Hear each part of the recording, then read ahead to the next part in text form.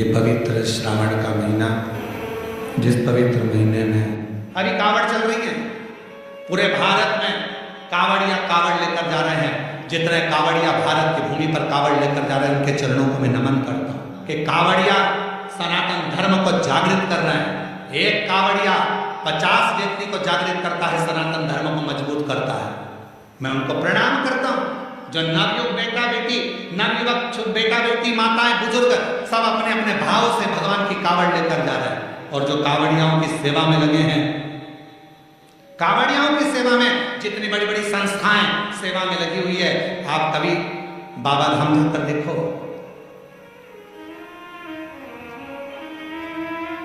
गए हो आप लोग वेदनाथ जी? बाबा धाम वेदनाथ गए? कावड़ भर के आए हो पहले कभी?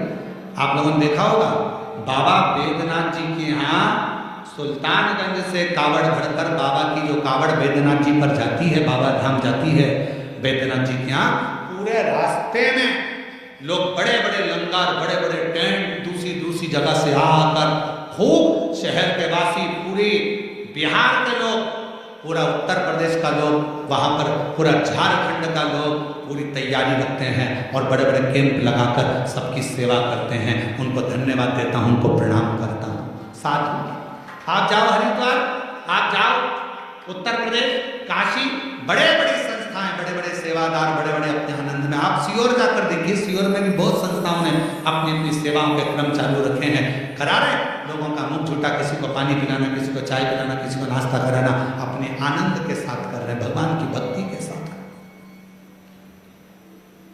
देखो, और कुछ लोग संसार में ऐसे भी पैदा हुए हैं जो कावड़ भरने के लिए जा रहे हैं। तो क्यों जा रहे हैं, क्यों टाइम बर्बाद कर रहे हो, क्यों कर रहे हो, क्यों लंगर चला रहे हो, क्यों भंडारा कर रहे हो, उसमें भी तकलीफ उनको हो रही। क्यों? क्योंकि ये सनातन धर्म को कभी मजबूत होता नहीं देख सकते, कभी। इन्होंने जिंदगी भर केवल एक ही कसम खाई है कि हम सनातन को नीचे ले जाएंगे, ऊंचा नहीं। सनातन को ऊंचा ले जाने का प्रयास करो, इस भारत की भूमि को फिर विश्व गुरु बनाने का प्रयास करो, इस भारत की भूमि को फिर श्रेष्ठ बनाने का प्रयास। अग्रता साधुता है। और भारत की भूमि पर ऐसे ऐसे मुख्यमंत्री हुए हैं जो कावड़ियों पे फूल की वर्षा कर रहे हैं। साधुता है उनको, बहुत बहुत साधुता। शिव तत्व को पहचान। श्रावण के महीने में जो उत्सव आते हैं, कई माताओं का तीज का व्रत आता है, छोटी तीज आती है, बड़ी तीज आती है, उत्सव आ जाता है, कहीं भादों के महीने में हरताली का उत्सव आ जाता है। ऐसे जो जितने त्योहार हैं, आप जरा अंदाजा लगा कर देखना, भगवान नारायण विश्राम करे, अपना पूरा कार्यभार भगवान शिव जी को दे। चतुर्मास में 4 दिन भगवान शंकर पूरे काम को संभालते, और जितने त्योहार पूरे साल में नहीं आते, उससे ज्यादा त्योहार ये 4 महीने के अंदर आ जाते हैं, 4 महीने के भीतर आ जाते हैं। इन 4 महीने में इतने त्योहार क्यों आते हैं? क्योंकि देवाधिदेव महादेव का ये पावन चरित्र कथा है कि मेरे उपासक, मेरी साधना करने वाले, मेरा उपास करने वाले, मेरा व्रत करने वाले, मेरा नियम धारण करने वाले, जब श्रावण से 1 लोटे जल का, 2 लोटे जल का कोई नियम बना लेता है और मेरी साधना करना प्रारंभ कर देता है, तो उस पर 33 कोटि देवता अपनी कृपा बरसाना प्रारंभ कर देते हैं, अपनी दया करना, करुणा करना। पर कथा कहती है कि भगवान के भजन में, भगवान के स्मरण में, शिव की साधना में, शिव की भक्ति में दिखावे की जरूरत नहीं होती। चरित्र, ज्ञान और व्यवहार, क्या क्या चीज है? पहले नंबर पर है चरित्र, जम के बोलो क्या है? चरित्र। दूसरे नंबर पर है ज्ञान, बोलो क्या है? ज्ञान। और तीसरे नंबर पर है व्यवहार। इन 3 चीजों की कभी नकल नहीं होती, चरित्र की नकल नहीं होगी। पर कथा कहती है कि नकल मत करो, पर चरित्रवान बनो। अगर हम किसी को चरित्रवान देख रहे हैं, हम चरित्रवान देख रहे हैं कि हाँ ये चरित्रवान है, अच्छा है, हम सोचे कि जैसा वो है वैसा हम बन जाए। ना ना, नकल के चक्कर में तो कहीं ना कहीं काम बिगड़ जाता है। कक्षा 8वीं का पेपर था, एक के पीछे एक बच्चे बैठ गए, लिखने को आ गया दिल्ली की सबसे बड़ी मीनार का नाम लिखो। आगे वाले ने लिख दिया दिल्ली में कुतुब मीनार है, पीछे वाले ने आगे वाले का देखकर लिख दिया दिल्ली में कुतिया बीमार है। तो नकल तो कहीं ना कहीं गड़बड़ कर जाती है। तो शिव पुराण की कथा कहती है, भगवान का पवित्र चरित्र कहता है, शिव तत्व कहता है कि एक चरित्र, दूसरा ज्ञान और तीसरा व्यवहार, इनमें नकल नहीं होती। आप चरित्र देखकर दूसरे की आप सोचे कि मैं इसकी नकल कर लूं, जैसा ये चरित्रवान है वैसा मैं हो जाऊं, बहुत मुश्किल, बहुत मुश्किल।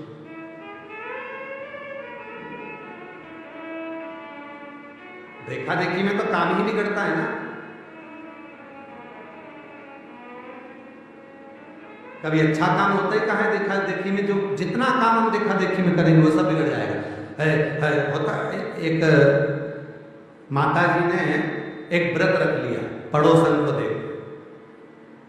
पड़ोसन ने व्रत रखा था ऐसा व्रत कि मैं पानी नहीं पीऊंगी, ना भोजन करूंगी, ना कुछ ग्रहण करूंगी। अब उसको देखकर एक माता जी ने व्रत रख लिया और उनको था ब्लड प्रेशर, शुगर, और मालूम पड़ा व्रत तो करा, साथ में वो पहुंच गई हॉस्पिटल। और मेरी जीजियों, कई बार ऐसा होता है, कई माताएं हमसे पूछती हैं गुरुजी आप हमारे यहाँ कथा करने आए हो और इतनी बड़ी पुराण हमारे यहाँ हो रही है, तो हम भी सोच रहे हैं कि व्रत रख लें 7 दिन का, 5 दिन का कथा। तो हम उनसे कहते हैं तुम तो खूब बकरी जैसे चलो पर शिव पुराण सुनो। आप ये मत सोचो कि हम व्रत कर, ना ना ना, आप तो भगवान का भजन बड़ी अलमस्ती के साथ, बड़े आनंद के साथ। हम मालूम पड़ा हम आपको कथा सुनाने आए और आप पड़ गए बीमार, भूखे दे देकर 7 दिन की कथा में 4 दिन पड़े रहे हॉस्पिटल में, महाराज सुनाते रहे शिवपुरा। क्या फायदा हो, कोई लाभ हुआ? खूब अलमस्त हो आनंद के साथ। हम तो बाबा के भरोसे चलते हैं, हम तो बाबा के भरोसे चलते हैं। ये दुनिया वाले जलते हैं, ये दुनिया वाले जलते हैं, हम तो बाबा के भरोसे चलते हैं, हम तो बाबा के भरोसे चलते हैं। डमरू वाले के भरोसे चलते हैं, सीहोर वाले के भरोसे चलते हैं, काशी वाले के भरोसे चलते हैं, हम तो बाबा के भरोसे चलते हैं, हम तो बाबा के भरोसे चलते हैं। तो चरित्र की नकल नहीं होना चाहिए, ज्ञान की नकल नहीं होना चाहिए और व्यवहार की नकल नहीं होना चाहिए। चरित्रवान बनो पर नकल मत करो। एक बार कथा सुनाई थी, आप लोगों के स्मरण में होगी। एक लड़की ने भगवान से प्रार्थना करी मेरी जहां साथी हो वहां मेरी सास जरूर मिले, पर जितना सोच के बैठते हो उतना कभी नहीं होता। कृपा करना बाबा भोलेनाथ, मेरी जहां शादी हो वहां मेरी सास मिल जाए। जहां शादी हुई वहां सास ही नहीं थी। तुम जितना सोचते हो उससे 4 गुना आगे का भगवान सोच के रखता है। भगवान को पाने के लिए धन की जरूरत नहीं, मन की जरूरत है, संपदा की जरूरत नहीं है। आपका मन जितना प्रबल होगा शिव उतना जल्दी। मेरे शंकर भगवान को राजी करने के लिए मां जगत जननी जगदम्बा एक गुफा के अंदर प्रवेश कर गई। माता के पास में कुछ भी नहीं, पिता के पास से कुछ भी लेकर नहीं, कुछ भी, कोई खा लिया। संसार की रीत है, मुट्ठी बांधे आया जग में। बोलते जाओ, आप लोगों को मालूम होगा। मुट्ठी बांधे आया जग में, लोग कहते हैं हाथ पसारे जाएगा। क्या तू लेकर आया जग में, क्या तू लेकर जाएगा। परशु महापुराण की कथा कहती है, मुट्ठी बांधे आया जग में, हाथ पसारे जाएगा, पर क्या लेकर आया इसका तो नहीं मालूम। पर इतना जरूर है, जो पुण्य तूने करा, जो सत्कर्म तूने करा, जो तूने भूखे को भोजन, प्यासे को पानी पिलाया, वो तेरे साथ जरूर जाएगा। तेरा सत्कर्म तेरे साथ जरूर, तेरा सत्कर्म बंद है, तेरा सत्कर्म तेरे साथ जाएगा। तो अच्छा कर्म कर, और जितने अच्छे कर्म से, जितने अच्छे कर्म के अनुसार, जितने कर्म के अनुकूल तो अच्छा कर्म करेगा, उसके अनुकूल तेरे को फल जरूर। फिर निवेदन, मत बुरे कर्म कर वरना पछताएगा, भगवान की आंखों से तू बच नहीं पाएगा, तू बच नहीं पाएगा। अरे ओ अज्ञानी मत करना, अरे ओ अज्ञानी मत करना, तेरे कर्म का फल भी तो ही पाएगा, जैसा किया तूने तेरे आगे आएगा। मत बुरे कर्म कर बंदे वरना पछताएगा, भगवान की आंखों से तू बच नहीं, हो गया, तू बच नहीं पाएगा।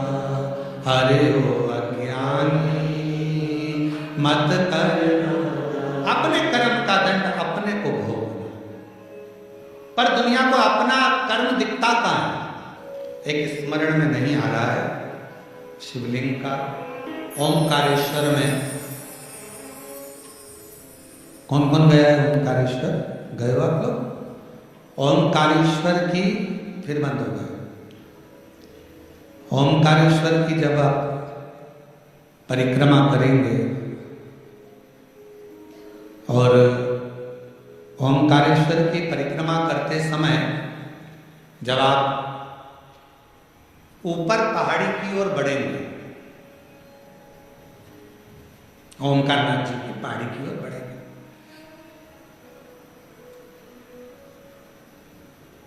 एक गौरी केदार मंदिर आता है, गौरी शंकर मंदिर। एक गौरी केदार या गौरी शंकर मंदिर का स्मरण होगा तो कभी बहुत प्राचीन मंदिर है, बहुत प्राचीन मंदिर। जितने भी लोग ओमकारेश्वर जाएं तो वहाँ जरूर परिक्रमा मार्ग में ऊपर की ओर जाकर दर्शन करें। परिक्रमा बहुत प्राचीन है, कई शताब्दियों पुराना, बहुत प्राचीन, बहुत प्राचीन। वहाँ एक शिवलिंग है, लगभग 5.5 से 6 फीट की हाइट का, काले पाषाण का है, बहुत बड़ा है, बहुत बड़ा।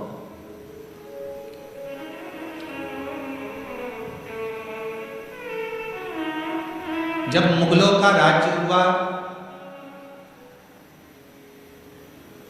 उस मंदिर में शंकर भगवान के शिवलिंग में एक बड़ा सा दर्पण लगा हुआ था, एक हीरा लगा हुआ था, एक बड़ा सुंदर दर्पण, बड़ा सुंदर हीरा लगा हुआ, हीरे से परिपूर्ण था शिवलिंग। उस दर्पण का काम क्या था?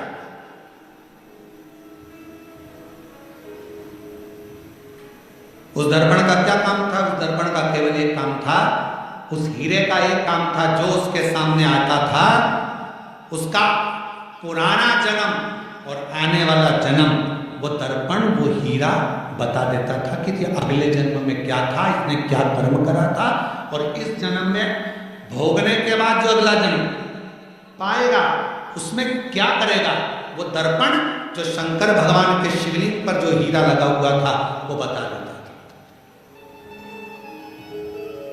अब उस समय पर जिन मुगलों का राज्य था वो उस मंदिर में गए और उस मंदिर में जाकर उन्होंने जैसे उस राजा को मालूम पड़ा, नवाब को मालूम पड़ा, उसने कहा जरा जाकर देखता हूं, देखूं जरा। और नवाब गया, राजा गया, उसने भगवान शंकर के शिवलिंग के सामने जो हीरा लगा था, दर्पण लगा था, उस हीरे को उस दर्पण में अपना प्रतिबिंब देखा। उस दर्पण में, उस हीरे में उसने अपना प्रतिबिंब देखा। और जो उसने प्रतिबिंब देखा, प्रतिबिंब देखते ही उसने देखा मेरा पूर्व का जन्म इतना बुरा था और आने वाला जन्म मेरा उससे भी ज्यादा बुरा होगा। गुस्सा आ गया उसको, पूरा मंदिर तहस नहस करवा दिया, आसपास का पूरा मंदिर तोड़वा दिया, हीरा जड़, दर्पण, हीरा सब जो लगा था सब तोड़ तोड़ा कर लेके चला गया। सब टूट गया, सब नष्ट हो गया। शिव महापुराण की कथा कर रही है, भगवान शंकर का चरित्र कर रहा है, शिव तत्व कर रहा है। अगर वो राजा चाहता तो शिव महापुराण की कथा में लिखा है, दुनिया के सामने आप कैसे भी रह लो पर तुम्हारे कर्म का दंड तो तुमको भोगना पड़ेगा। पर यदि अगर शंकर भगवान को एक लोटा जल आप समर्पित कर रहे हो तो तुम्हारा पहला क्या निकला, बाद में क्या होना है वो महादेव के हाथ में चला जाएगा और महादेव तुम्हें कष्ट नहीं देगा, महादेव तुम्हें तकलीफ नहीं देगा, दुख नहीं देगा, कष्ट नहीं देगा। न कि तुम्हारी संपदा की, तुम्हारी सत्ता की या तुम्हारे वैभव की जरूरत नहीं होगी।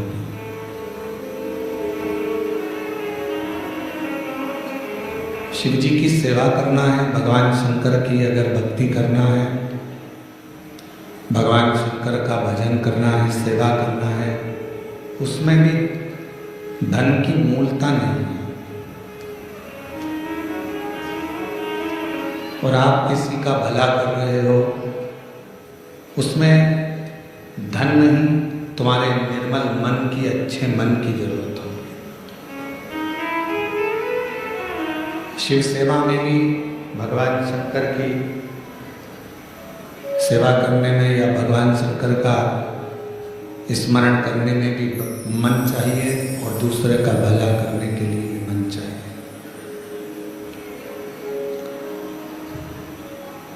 आज का व्यक्ति भगवान को भी धन से पाना चाहता है और दुनिया को भी धन से पाना चाहता है। पर शिव महापुराण की कथा कहती है अगर किसी को धन से पाओगे तो वो जल्दी से जल्दी छूट जाए। धन से पाया हुआ बहुत टिकता नहीं, पर यदि कोई मन से आपके बीच में है, कोई मन से आपसे जुड़ा हुआ है, कोई मन से आपके संग लगा हुआ है, तो वो इतनी जल्दी हार मानने वाला नहीं होता, वो आपकी आखिरी मंजिल तक आपका साथ निभाने वाला होता है।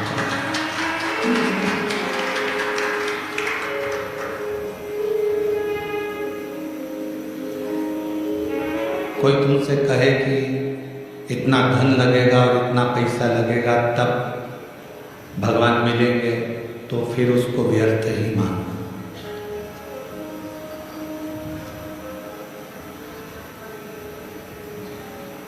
कोई तुमसे कहे कि इतना पैसा लगेगा और आपको आशीर्वाद मिल जाएगा, तो आप उसको व्यर्थ ही मानो।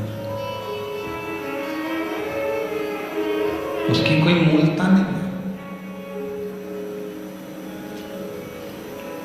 हम अपने व्यासपीठ से, अपने इस व्यास गादी से हम बार बार कहते हैं, अगर कोई तुमसे हमारे लिए भी कहे कि सियोल वाले महाराज जी का हम आशीर्वाद दिला देंगे,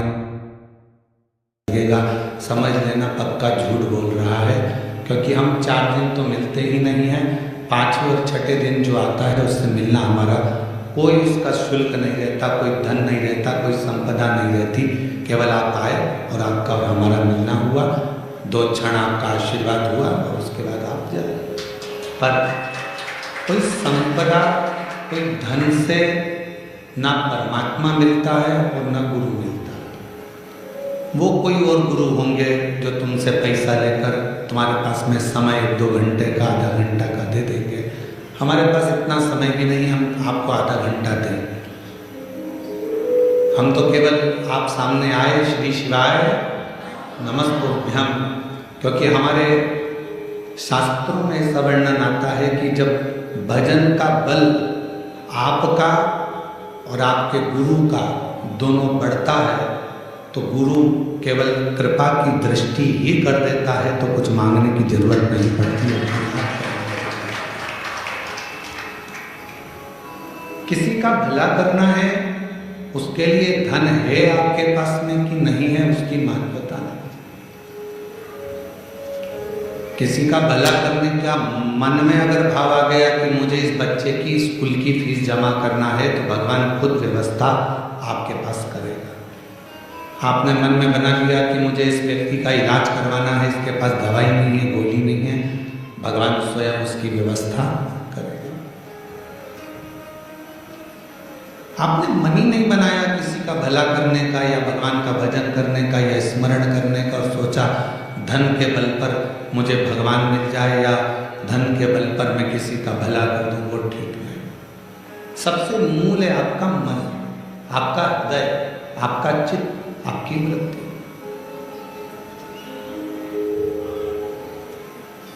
और भगवान शंकर को मानने वाले जितने भी शिव भक्त हैं, जो श्रावण के महीने में भगवान शंकर की आराधना कर रहे हैं, श्रावण के महीने में भगवान शंकर का भजन कर रहे हैं, श्रावण के महीने में शिव महापुराण की कथा को कोरबा छत्तीसगढ़ की पवित्र धरा से ऑनलाइन सुन रहे हैं, उनसे भी कहेंगे जितने भगवान शिव के मानने वाले हैं वो अपने अंदर एक बात उठा लेना कि मेरे शंकर भगवान तुम्हारे धन से, संपदा से, तुम्हारी सत्ता से, तुम्हारे वैभव से, तुम्हारी दौलत से कभी भी मेरा शिव प्रसन्न नहीं होता। मेरा भगवान, तो तुम्हें जो निशुल्क 1 लोटा जल मिला है, बेलपत्र वृक्ष पर निशुल्क मिली है, और जल की धार और बेलपत्र एक चढ़ाकर आप बाबा को अपना बना सकते हो, शिव को अपना कर सकते हो। अब उसमें कोई आपका शुल्क नहीं लगा। 1 लोटा पानी में आपका कोई शुल्क लगा है क्या? अपने घर का लोटा, अपने घर का पानी, यहाँ तक शिव महापुराण ने कहा कि मंदिर का पानी भी नहीं उठाना, मंदिर का लोटा भी नहीं उठाना। अपने घर से लेकर जाओ, अपना दर्द सुनाने के लिए, अपने मन की बात भगवान को कहने के लिए अपने साथ अपना जल लेकर जाओ।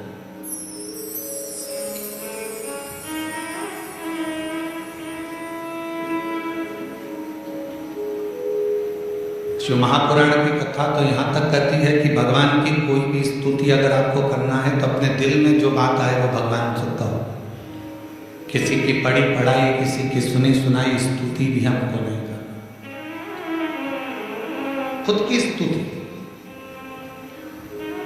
जो आपके दिल से निकल रही हो भगवान के लिए, उसको पुकारने के लिए, उसको बुलाने के लिए, वो स्तुति खुद करें।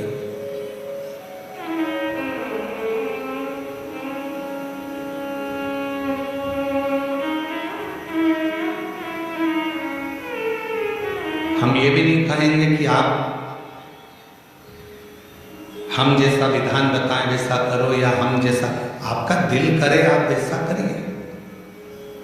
शिव को रिझाने के लिए कड़क एक ऐसा वीर वन में रहने वाला, उसके पास में कुछ भी नहीं था, केवल उसने गांव के किसी व्यक्ति को पूजन करते देख लिया था और वो भी पूजन करना प्रारंभ कर दिया। गांव से तो उसने जलाधारी के आसपास में पड़े हुए फूल पत्ती को हटाया, मुंह में भरे हुए पानी को शिव जी पर चढ़ाया, जो उसके पास में मांस आदि था उसका भोग लगा दिया। अब उसकी साधना, उसका तप कितना बड़ा कि ब्राह्मण देव ने, पंडित जी ने भगवान शंकर के शिवलिंग को पिंजरे में बंद कर दिया था। पिंजरे की एक टांग टूट गई लोहे की, शिवलिंग पर जाकर लग गई। शिवलिंग में से खून बहना प्रारंभ हो गया, रक्त बहना प्रारंभ हो गया। कड़प आया, उसने देखा मेरे शंकर भगवान का नेत्र लग गया, नेत्र में ये लोहे की तान लग गई, आंख फूट गई। हाथ लगाया, खून नहीं रुका, कपड़ा लगाया, रक्त नहीं रुका। तब उसने अपनी त्रिशूल से आंख निकाल ली और वही शिव जी के शिवलिंग पर लगा दी, वही।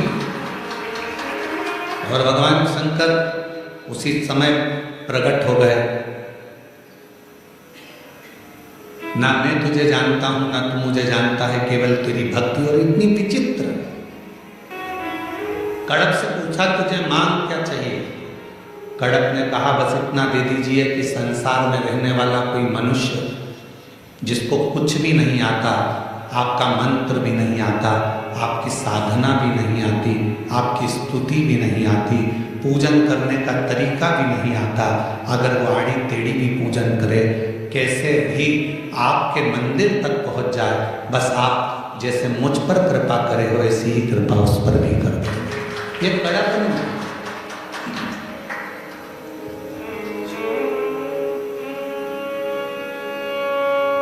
मेरे शंकर भगवान तुम्हारी स्तुतियों से, मेरे शंकर भगवान तुम्हारे बहुत सारा की 100 लोटे जल चढ़ाओगे तो शंकर जी प्रसन्न होंगे, 1.25 लाख बेलपत्र चढ़ाओगे तो शिव जी प्रसन्न होंगे। भगवान शंकर के लिए कड़क व्रत करोगे, कुछ भी खाओगे पियोगे नहीं तो शंकर भगवान प्रसन्न होंगे, या अपना घर छोड़ दोगे तो शंकर भगवान प्रसन्न होंगे, या भगवान शंकर को शहद चढ़ाओगे या शंकर भगवान को रस चढ़ाओगे, ये चढ़ाओगे तो शंकर भगवान प्रसन्न होंगे। नहीं रे भाई, शंकर जी को प्रसन्न करने के लिए एक तो दिखावा मत करना, आडंबर मत करना। भगवान शंकर को प्रसन्न करने के लिए कहीं से कर्जा मत करना। भगवान शंकर को प्रसन्न करने के लिए केवल तेरा दिल, तेरा मन हृदय से बैठ जाना और मुख से ओम नमः शिवाय, ओम नमः शिवाय, श्री शिवाय नमस्तुभ्यं का उच्चारण करना। जो तेरे पास में है वो शिव को समर्पित करना, जो तुझे बोलना आता है, जो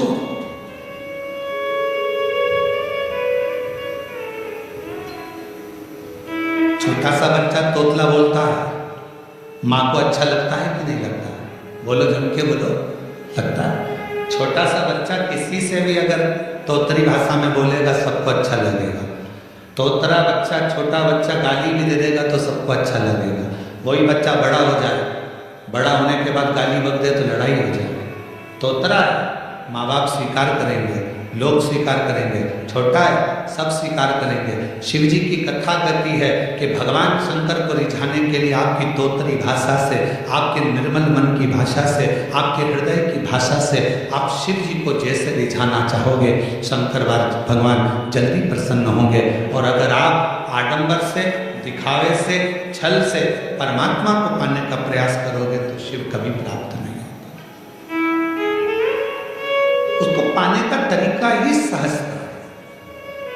निर्मल मन सो मोहि पावा, मोहि छल छिद्र कपट ना पावा। भगवान को पाने का सबसे सुंदर तरीका है कि बस हृदय से उसको पुकार।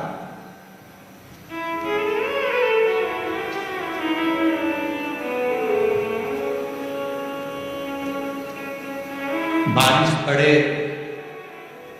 तो छाता लिया जाता है और दुख पड़े तो शिव का नाम लिया जाता है। केवल जब दुख आए, तकलीफ आए, कष्ट आए, परेशानी आए, थोड़ा सा भी जीवन में अगर लग रहा है कि हमारी कष्ट की जिंदगी चल रही है, हमारे परेशानी का जीवन चल रहा है, उस समय पर शिव नाम लेना प्रारंभ कर दो। श्री शिवाय नमस्तुभ्यं कहना प्रारंभ कर दो। धीरे धीरे उसका नाम उच्चारण करना प्रारंभ कर दो। घर के दरवाजे पर श्री शिवाय नमस्तुभ्यम लिख दो, गाड़ी पर, बंगले पर, दुकान पर, जायदाद पर उसका नाम लिख दो कि अब हमारे बस का नहीं है, लोग हमको तकलीफ दे रहे हैं, कष्ट दे रहे हैं, अब दुनिया हमारे से नफरत कर रही है, पर मेरे बाबा तू मुझे निभा लेना। पूरी जमीन, जायदाद, मकान, गाड़ी, खुद सब पर श्री शिवाय नमस्तुभ्यम लिख दो, उसके सुप्रत कर दो। एक बहन ने एक पत्र लिखा था कल की रुद्राक्ष क्यों पहना जाता है, तुलसी की माला क्यों पहनी जाती है, रुद्राक्ष पहनने का कारण क्या है, तुलसी की माला पहनने का कारण क्या है, क्यों रुद्राक्ष पहना जाए, क्यों तुलसी की माला पहनी जाए, उसका कारण क्या है। हम आपसे पूछते हैं, सब बोलना, एक कटोरी में 70 ले लो, ठीक है, उसमें तुलसी का थोड़ा सा दल डाल दो, क्या बन गया, जम के बोलो, प्रसाद। भोजन है, भोजन की थाली में जब तक तुलसी का दल नहीं डाला तब तक वो प्रसाद नहीं हुआ। तुलसी का एक पत्ता, थोड़ा सा दल भोजन की थाली में डल गया, क्या बन गया, इतना बड़ा भगोना भरकर मुक्ति बनी है, सेव बना है, प्रसाद बना है, उसमें थोड़ा सा तुलसी का दल डाल दो, क्या बन गया, प्रसाद। अब शिव का प्रसाद कैसे बनता है, तो कहा भगवान के प्रसाद में जो सामग्री हो उसमें बेलपत्री डाल दीजिए, रुद्राक्ष का भाग उसके अंतर्गत, अर्थात भगवान शंकर स्वयं मां महागौरी से कहते हैं, हे महागौरी, हे गौरी, हे महागौरी। जैसे तुलसी भोजन में डालने पर प्रसाद बन जाती है, उसी तरह संसार का मनुष्य जब किसी रुद्राक्ष को अपने गले में धारण करता है तो वो मेरे लिए प्रसाद बन जाता है, मेरा अपना बन जाता है, उसको मैं स्वीकार कर लेता हूं, वो मेरा अपना है।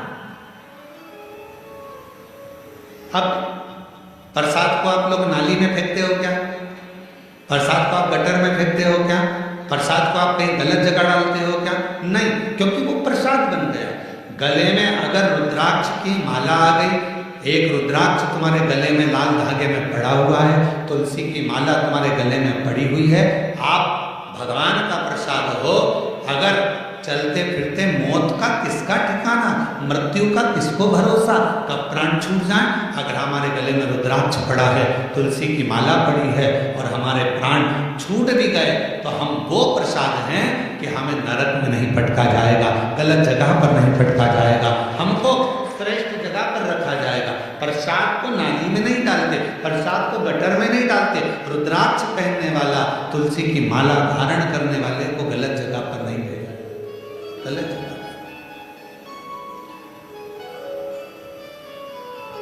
आप गले में अगर रुद्राक्ष धारण करते हो तो शिव का प्रसाद हो। और जितने शिव भक्त इस ऑनलाइन शिव महापुराण की कथा को आस्था चैनल पर श्रवण कर रहे हैं, फेसबुक यूट्यूब पर सुन रहे हैं और सोशल मीडिया पर इस कथा को अगर श्रवण कर रहे हैं, तो उनसे कहूँगा अपने गले में एक रुद्राक्ष अवश्य डालो। तुलसी की माला भी अगर है तो भी एक रुद्राक्ष जरूर डालो। क्यों? अगर गूगल पर सर्च करोगे, फेसबुक यूट्यूब पर सर्च करोगे, इंस्टा पर सर्च करोगे तो उसमें आपको मालूम पड़ेगा एक रुद्राक्ष यदि हमारे गले में होता है तो हमारी बीपी, शुगर, थायराइड इन सबको लेवल में रखता है और वो ना शुगर बढ़ने देता है, ना शुगर घटने देता है, ना बीपी बढ़ने देता है, ना बीपी घटने देता है। एक रुद्राक्ष अपने गले में होना चाहिए।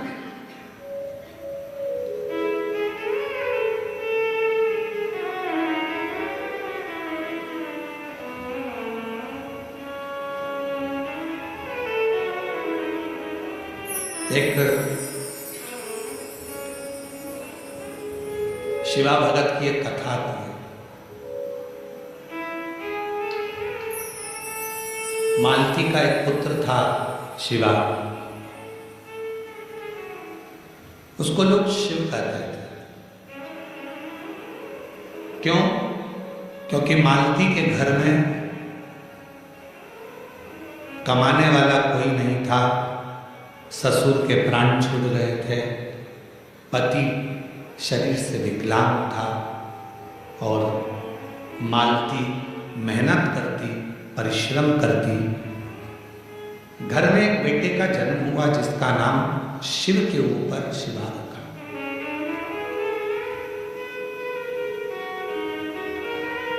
पति विकलांग है, पत्नी कमाने जाती है, मेहनत करती है, परिश्रम करती है। एक अगर घर में तकलीफ है, घर में कष्ट है, परेशानी है, कलिकाल का समय है, कलयुग का समय है, शास्त्र कहता है कि इस कलिकाल में धर्म पत्नी को पति के कदम से कदम मिलाकर साथ देना चाहिए, मेहनत में, परिश्रम में आगे बढ़ना चाहिए।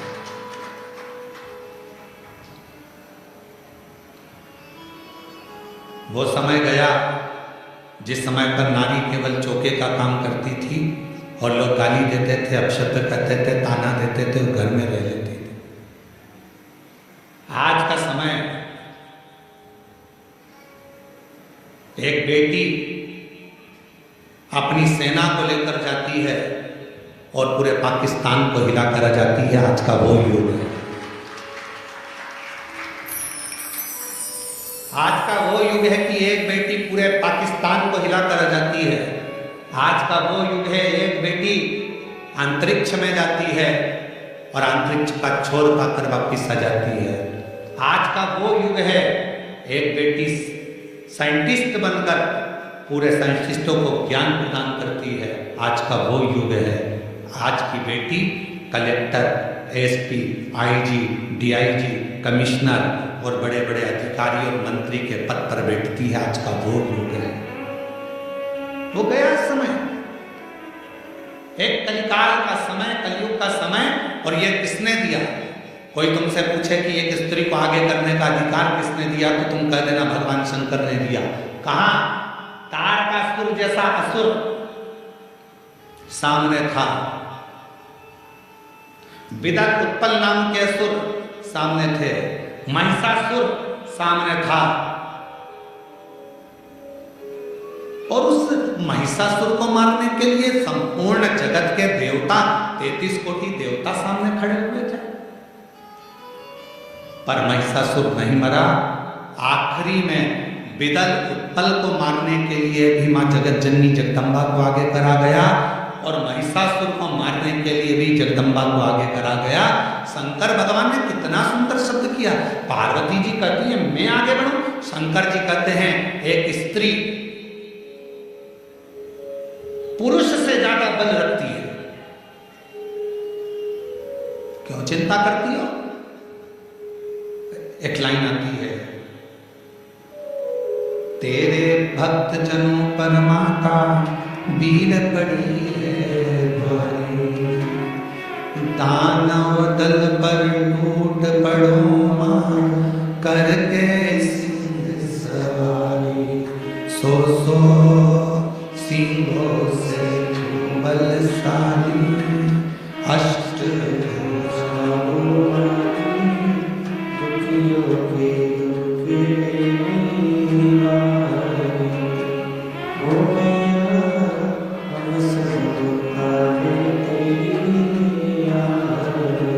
कितने सिंह? जम के बोलो जरा, फिर से लाइन बोलो, सो सिंहों से बलशाली अष्टभुजावानी, दुखियों के दुख निवारे। 100 सिंहों से तू बलशाली है जगत जननी, 100 सिंहों से। आप जरा विचार करिएगा, किसी व्यक्ति को अगर संबोधित किया जाता है ये तो शेर है, मतलब वन ओनली एक, और बहू को सम्मानित किया जाता है 100 पे भारी है। बोला सही है कि गलत है? एक व्यक्ति को संबोधित किया जाता है वन ओनली, शेर है। और अगर स्त्री को संबोधित किया जाता है तो कभी कभी सास भी कह देती है मेरी बहू तो 100 पे भारी। किसकी सुने? 100 पर भाग। इतनी बोलती है, इतना बोलती है कि 100 लोग बोले इतना बोलती है, इतना तेज है, इतनी तेज, पूरा मार्केट करके गाड़ी उठाए घुड़ घुड़ करके जाए पूरा मार्केट करके 100 पर। बोलो बोलो सत्य है कि गलत है?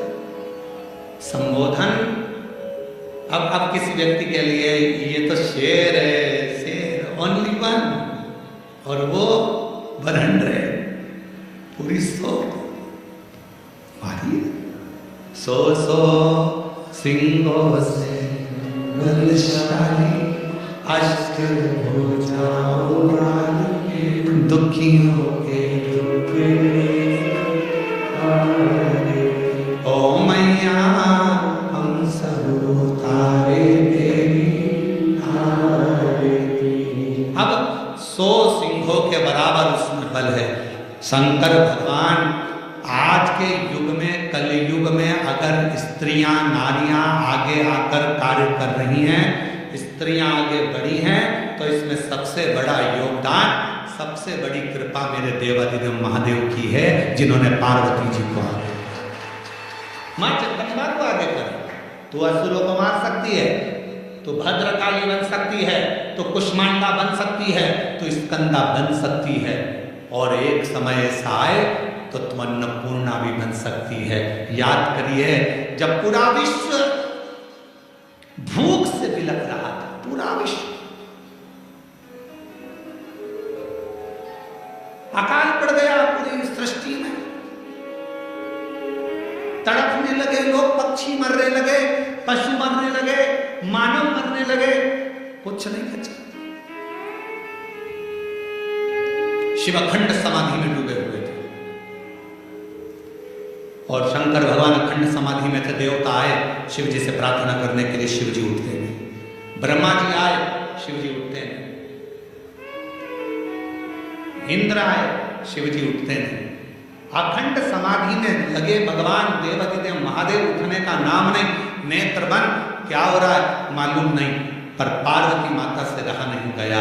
सूचना मिली पूरा ब्रह्मांड हिल रहा है, सब भूख और प्यास से तड़प रहे हैं। तब माँ अम्बा जगदम्बा माता पार्वती ने विचार करा, मेरे बच्चे ये संसार के लोग भूख से तड़प रहे हैं।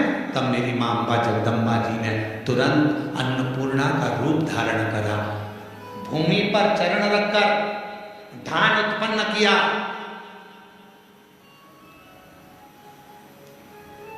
धान उत्पन्न किया और चरण रखकर धान लेकर मेरी माँ थोड़ा सा अन्न का भाग लेकर, जो मेरी अन्नपूर्णा माता ने जीवों का भरण पोषण करना प्रारंभ करा, तो माता जी को अन्नपूर्णे सदा पूर्णे शंकर प्राण वल्लभ है।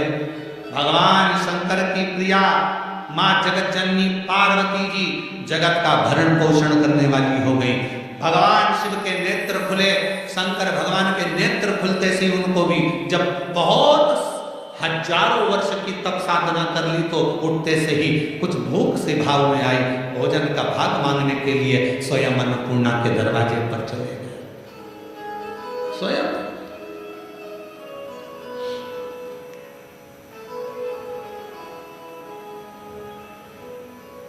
जब जगत पूरे विश्व में हाहाकार मचती है, तो अन्नपूर्णा बन जाती है। अगर नारी को अगर शक्ति दी है तो किसने दी? शिव ने। शंकर भगवान कि सारे चरित्रों को उठाकर देखिएगा, केवल देवादिदेव महादेव अपना अर्धनारीश्वर स्वरूप का दर्शन कराते हैं। आधा शिव आधा पार्वती। पार्वती तू मेरी शक्ति है, शक्ति ही शिव है और शिव ही शक्ति। दोनों। अब उसको समझने वाला समझे, ना समझने वाला ना। मालती बेटे का नाम शिवा से विकलांग था, करता कुछ नहीं था, अकेली मेहनत करने जाती है, परिश्रम।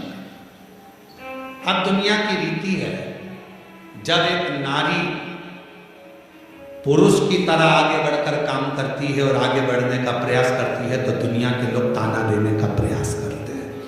उसका विल पावर कमजोर कैसा करा जाए, उसको तोड़ा कैसे जाए। उसको झुकाया कैसे जाए, उसको अंदर से तोड़ने का प्रयास करते हैं। पर जितनी भी मेरी बेटियां इस कथा को सुन रही हैं, जितनी मेरी जीजियां इस कथा को सुन रही हैं, जितनी मेरी माताएं इस कथा को श्रवण कर रही हैं, दुनिया का कोई व्यक्ति तुम्हें कितना भी ताना दे दे, कितनी भी गाली दे दे, तुम्हारे ऊपर कितना भी अपशब्द कह दे, तो भी अंदर से टूटना मती, दमदारी से चलते रहना, आगे बढ़ते रहना। तुम्हारा कर्म तुम्हारा जवाब देगा, तुम्हारा कर्म तुम्हारा जवाब देगा। तुम तो बढ़ते चलो, हाथी की अलमस्तता में आगे बढ़िए, कुत्ते पीछे चिल्लाते रहेंगे। कुत्तों की औकात नहीं होती जो सामने आकर भोग दे, कुत्ता हमेशा पीछे ही भोगता है। तुम अपनी अलमस्ती में चलो मेरी बहनों, तुम अपनी अलमस्ती में चलिए मेरी जीजियों, अपनी लगनता, अपनी कर्मता। मैं मेहनत करूंगी, पढ़ाई करूंगी, परिश्रम करूंगी, मैं आगे बढ़ूंगी। लोग ताना देंगे, अपशब्द कहेंगे, गालियां देंगे, आपके बारे में आड़ा टिला विचार रखेंगे, पर आप एक हाथी की तरह बढ़ते चले जाना, क्योंकि कुत्ता पीछे ही भोगता है, हाथी के सामने नहीं आ पाता। कुत्ते का काम है पीछे भोगना, वो हाथी के सामने नहीं आ पाता, क्योंकि कुत्ते को भी मालूम है कि हाथी के पांव में वजन है, सामने आऊंगा तो दुबच देगा, इसलिए कुत्ता केवल पीछे ही भोगता है, उसके वहीं तक सामर्थ्यता है।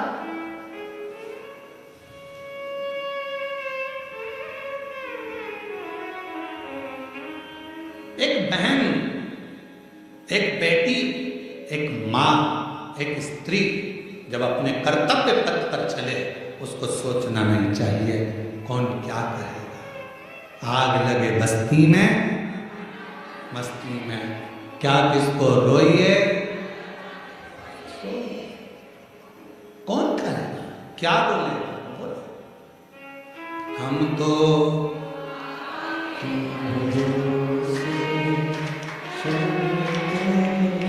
हम तो बाबा के भरोसे चलते, ये दुनिया वाले जलते, ये दुनिया वाले जलते, डमरू वाले के भरोसे चलते, काशी वाले अपनी मस्ती में मेरी बहनों, मेरी जीजियों, मेरी बेटियों, अपनी मस्ती में अपने कर्तव्य पथ पर आगे बढ़ो। गली गली में कुत्ता मिलेगा, क्या हाथी सबसे भिड़ता? बोलो बोलो, जम के बोलो। गली गली में कुत्ता मिलेगा, क्या हाथी सबसे भिड़ता है? नहीं, हाथी को मालूम है ये भोगता रहेगा, अपन बढ़ते रहेंगे, फिर अगले गांव जाएंगे, फिर अगली जगह जाएंगे, फिर चिल्लाएंगे। इनका फर्ज है चिल्लाना, क्योंकि पैदा ही इसलिए हुए हैं कि इनको चिल्लाना ही है। अपना कर्म, अपना कर्तव्य, अपने को आगे बढ़कर जाना, अपना कर्तव्य, आगे बढ़ते चलो, बढ़ते चलो। शिव कथा कर रही है, मालती ने विचार लगा कि घर को चलाना है, बेटे का जन्म हुआ है, बेटे का नाम शिवा रखा है। शिव कहती है माँ। धीरे धीरे बच्चा एकांत रहने लगा, समय बीता। एक दिन माँ काम में लगी रहती, बच्चे को घर में जब भरण पोषण का कुछ ना पड़ा, कुछ जिस जगह पर माँ काम करती थी उसी जगह पर उस बच्चे को काम पर लगा दिया और कह दिया मेरा स्वास्थ्य ठीक नहीं, सेठ जी मैं आपकी दुकान पर आपके घर पर कार्य करने नहीं आ सकती, मेरा पुत्र है। ये कथा कोई पुरानी नहीं, इसी कलयुग की है, इसी कलयुग। आपके यहाँ ये मेरा पुत्र है, छोटा सा लड़का, 9 वर्ष की उसकी आयु, सेठ जी के घर कार्य करने जाता तो सेठ जी का गांव बहुत दूर था, वहां से आता, बेटे को भय लगता, डर लगता, क्या करे। माँ के पास आकर बोला माँ, सेठ जी कभी रात्रि को छोड़ के अकेले जंगल में आने में मुझे भय लगता। माँ कहती क्या भय? हाथ पकड़ा बेटे का माँ ने, शंकर भगवान के शिवालय में लेकर गई। शिव जी के गले में पड़ी हुई रुद्राक्ष की माला निकाली, माला निकालकर बेटे के गले में डाल दी और कह दिया केवल तू अकेला नहीं, तेरा महादेव तेरे साथ चलेगा, हर पल हर घड़ी हर क्षण रहेगा। और मालती की कथा कहती है, भगवान शंकर का चरित्र कहता है, रात्रि के समय पर बेटा शान से धड़क बेधड़क चलकर आता था। एक समय कोई प्रेत सामने से, कोई प्रेत पेड़ पर से लटकता हुआ दिखा। इस बालक को भय ना लगा, इसने हाथ जोड़कर प्रणाम कर कर कहा, तुम कौन हो? कौन? कहा, मैं प्रेत हूं, अधोगति में मरा हुआ, मेरी गति नहीं, मेरी मुक्ति नहीं। तो फिर आपका मोक्ष नहीं हुआ तो मेरे जैसे मनुष्य को आपकी वाणी क्यों सुनाई दे रही है? प्रेत का शब्द एक एक शिव भक्त के हृदय में बैठना चाहिए। इस प्रेत के शब्द को प्रेत कहता है, मैं मनुष्य जैसी वाणी नहीं बोल सकता था। प्रेत कहता है, मैं आपसे बात नहीं कर सकता था क्योंकि मैं प्रेत हूं। पर आप रोज प्रतिदिन रुद्राक्ष की माला को धारण कर कर यहां से निकलते हो। आपके जाने के बाद आपके चरण की जो रज है, धूल, वो उड़ती है, पेड़ों की पत्ती पर जाती है, वो हवा में मुझे मिलती है। उसके कारणवश मुझे थोड़ा सा बल मिला है, जिससे मैं बोल भी सक रहा हूं और आपसे बात भी कर सक रहा हूं। ये मुझे बल मिला है। क्या चाहते हो? क्या चाहते हो? बस एक निवेदन है, कभी मौका मिले तो इस पथ से आपसे निवेदन है कि आप इस पथ से जाना बंद ना करिएगा। जब भी मौका मिले इस पथ से जरूर जाइएगा। उस शिवा पुत्र ने कह दिया, मैं जरूर जाऊंगा। निकलते रहे, निकलते रहे, निकलते रहे, निकलते रहे, निकलते रहे, उसी पथ से निकलते रहे। एक दिन वो प्रेत योनि से छूट गया, देव योनि में आ गया। कानों में कुंडल धले थे, सिर पर मुकुट पहना था, गले में हार पहना था, सुंदर पीतांबर पहना हुआ था और सुंदर हाथ में एक शस्त्र लिया हुआ था। हाथ जोड़कर खड़ा हो गया, आज मैं प्रेत योनि से मुक्त होकर देव योनि में आ गया। ये आपकी कृपा है। उस शिवा पुत्र ने कहा, मेरी कृपा कैसे? मैंने तो कुछ करा ही नहीं, बस आपके गले में पड़े हुए रुद्राक्ष को पहनकर आप जाते थे और आपके रज से मैं कृतार्थ होता चले गया, मेरा उद्धार होता चले गया। उस प्रेत ने जो कहा, कितनी सुंदर बात कही। अगर रुद्राक्ष पहनकर कोई संसार का मनुष्य किसी मार्ग से निकल कर जाता है तो ना जाने कितने कितने प्रेतों का और जीवों का कल्याण करते करते जाता है। सांसारिक मनुष्य की तो बात ही नहीं। और शंभो शरण मांगो दुख काटो दया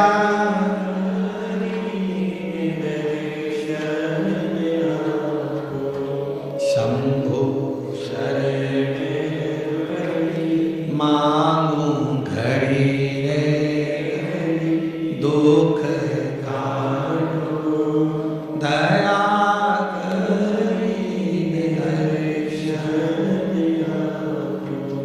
एक प्रेत की भी गति रुद्राक्ष धारण करने वाले जीव से हो जाती है। माताएं कहती हैं कि रुद्राक्ष पहनना चाहिए, क्यों नहीं? हम तुलसी की माला पहने कि रुद्राक्ष पहने, दोनों पहनो, कोई दोष तो नहीं लगेगा। कहाँ लिखा कि तुलसी पहनने वाले को रुद्राक्ष नहीं पहनना चाहिए, रुद्राक्ष पहनने वाले को तुलसी नहीं पहनना चाहिए? जब भगवान राम भगवान शंकर जी की आराधना करते हैं और शंकर जी भगवान राम की आराधना करते हैं तो दोनों के लिए समता है। किसी के लिए ना तुलसी से वेर ना रुद्राक्ष से वेर, दोनों धारण कर सकते। गले में एक रुद्राक्ष का मन का आपके जीवन में ना जाने कितनी व्याधियों से, कितने दुखों से तुमको निकाल देता है, कितने दुखों से। एक पत्र है, देखिए,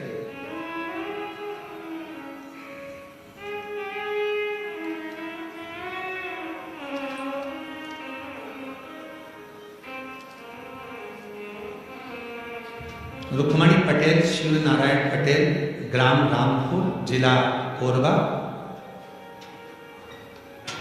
रामपुर करतला, छत्तीसगढ़ से।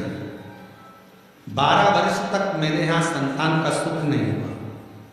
हमने मेडिकल टेस्ट कराया, टेस्ट भी करवाया, सब कुछ करवाया, पर संतान का सुख नहीं हुआ। तब किसी ने कहा कि सफेद आंकड़े की जड़ का प्रयोग करो और भगवान शंकर का पशुपति व्रत करो, टीवी पर कथा आती है वो सुनो। हमने सब कुछ किया। फिर बाद में जब संतान का सुख नहीं आया तो फिर वापस व्रत किया और कोकड़ी में आपकी कथा थी वो श्रवण करी। बाबा की ऐसी कृपा हुई गुरुदेव, मेरे बाबा ने 12 साल के बाद मुझे संतान दी। मैं बाबा को प्रणाम करता हूं।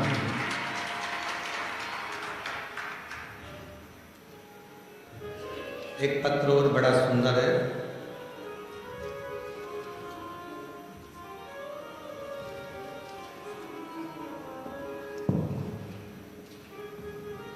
एक रुद्राक्ष के जल की क्या महत्वता है इस पत्र में देखिए।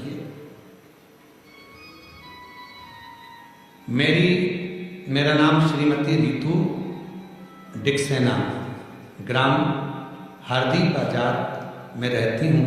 हरदी बाजार की पुत्रवती हूँ। बाबा, शादी के 12 वर्ष के बाद 2023 में मेरे गर्भ में मुझे तकलीफ हुई। पहले डॉक्टरों को दिखाया तो बच्चेदानी में छाले बता दिए, फिर डॉक्टर को दिखाया तो गर्भाशय में बच्चेदानी में 7 गठाने हो गए। घबरा गए। डॉक्टर ने कहा ये गठानों की जांच होगी, मालूम पड़ेगा कि कौन सी बीमारी है। हम लोग घबरा गए। तब किसी ने कहा कि सीहोर जाकर अगर वहां का रुद्राक्ष लाया जाए, और सीहोर गए।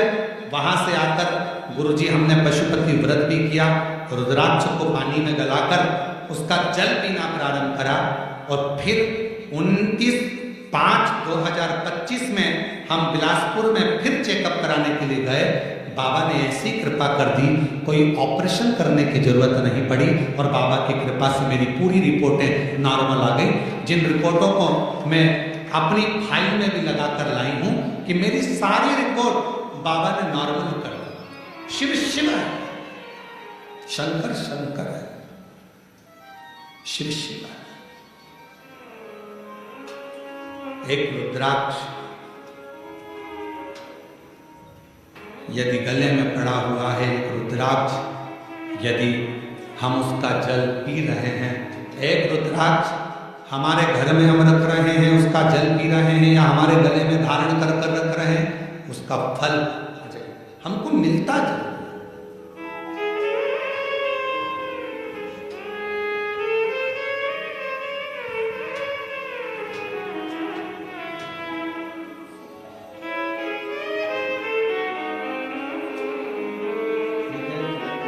इसको ठीक है। आप ही को तकलीफ हो गई थी, बच्चादानी में 7 गठाने हो गई थी और छाले पूरे बच्चादानी में हो गए थे। डॉक्टर की कृपा, भगवान शिव की करुणा और साथ में शिव की उदारता से रुद्राक्ष के जल से आज पूरी बच्चेदानी की गठाने भी गल गई, छाले भी समाप्त हो गए और शिव की कृपा। और तेरी कृपा का क्या है भरोसा, कब किस पर हो जाए जरा सी हम पर कर दो, जरा सी हम पर कर दो। तेरी कृपा का क्या है भरोसा, कब किस पर हो जाए जरा सी हम पर कर दो, जरा सी हम पर कर दो। जिस पर भी हो गई तेरी कृपा करुणा वो भवतार पापी हो चाहे जितना उसका भी बाबा उद्धार।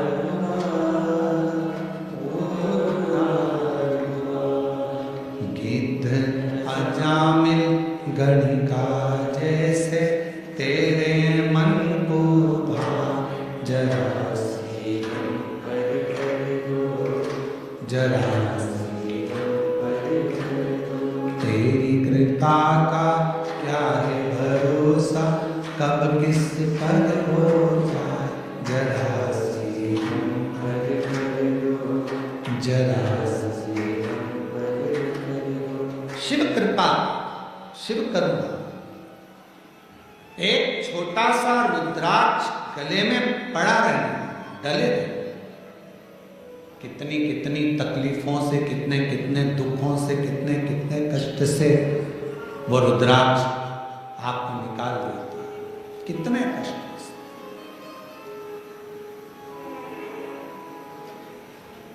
शिव महापुराण की कथा करेंगे। शंकर भगवान की भक्ति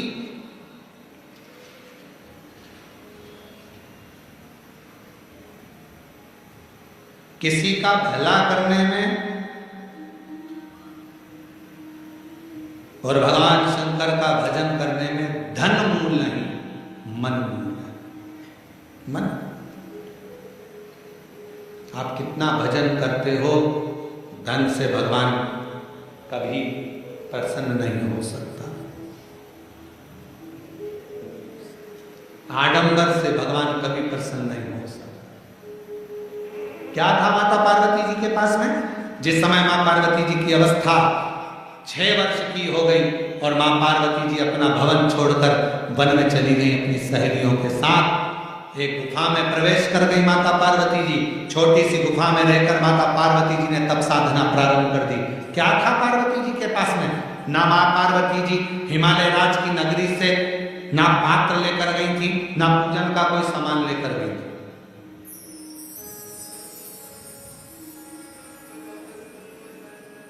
कोई वस्तु माता पार्वती जी लेकर नहीं गई। अपने पिता के घर से गई तो खाली हाथ गई। अपनी सहेलियों के साथ, सखियों के साथ गुफा में बैठकर भगवान का तप करने बैठ गए। जब पार्वती जी ने देखा कि मैंने हजारों समय निकाल दिया, वर्ष निकाल दिया, शिव जी प्रसन्न नहीं होते, शंकर भगवान सामने आते ही नहीं। और आपको पहले भी कथा में कहा, तब से भगवान को प्रसन्न करना कोई साधु, कोई सन्यासी, कोई तपस्वी, कोई साधक, कोई उपासक तब से भगवान को प्रसन्न कर सकता है। योग से, साधना से भगवान को कोई तपस्वी, साधक प्रसन्न कर सकता है। आप और हम तो कलयुग में रहने वाले हैं। आप तब करते हो क्या? आप करते हो तो बात दूसरी, हमसे तो नहीं बन पाता। हमसे तो केवल एक ही काम बनता है, सारी समस्या का हल जाए, तब हमसे भी नहीं बनता। कोई हमसे कहे तुम साधना में बैठते हो, नहीं साहब, हम तो एक ही काम करते हैं। जय सुबह से लेकर शाम तक जितना समय मिलता है, श्री शिवाय नमस्तुभ्यं, श्री शिवाय नमस्तुभ्यं। फिर कोई पूछे आपने क्या खाना छोड़ दिया, आप क्या फलाहार करते हो, तो हम जहाँ रुके हुए हैं वहां आकर हमारी जीजियों से पूछना, जो प्रसाद बनाती हैं उनसे पूछना क्या व्रत रखते? नहीं, भोजन करते। 2 रोटी सुबह, शाम को 1.5 रोटी, इससे ज्यादा नहीं। भजन का बल, स्मरण, अपनी भक्ति। और छत्तीसगढ़ आते हैं तो चावल जरूर खाते हैं, वो जरूर खाते हैं। बाकी की जगह पर अगर कथा करने जाते हैं तो अपना सुबह का 2 रोटी है, शाम की 1.5 रोटी है, चावल प्रसाद भी नहीं लेते। कोई बाजार का तुम्हारा मीठा मीठा कुछ आप पूछिएगा जो प्रसाद बनाते हैं, कोई मीठा मीठा बाजार का नहीं, कोई चीजें नहीं, केवल साधारण भोजन, बाबा का भजन और आनंद। इससे ज्यादा क्या करना? भक्ति करो, भजन करो, स्मरण करो, कीर्तन करो, मंत्र जाप करो, श्री शिवाय नमस्तुभ्यं जप जपो। जितना भजन कर सकते हो उतना, जितना मंत्र जाप कर सकते हो उतना।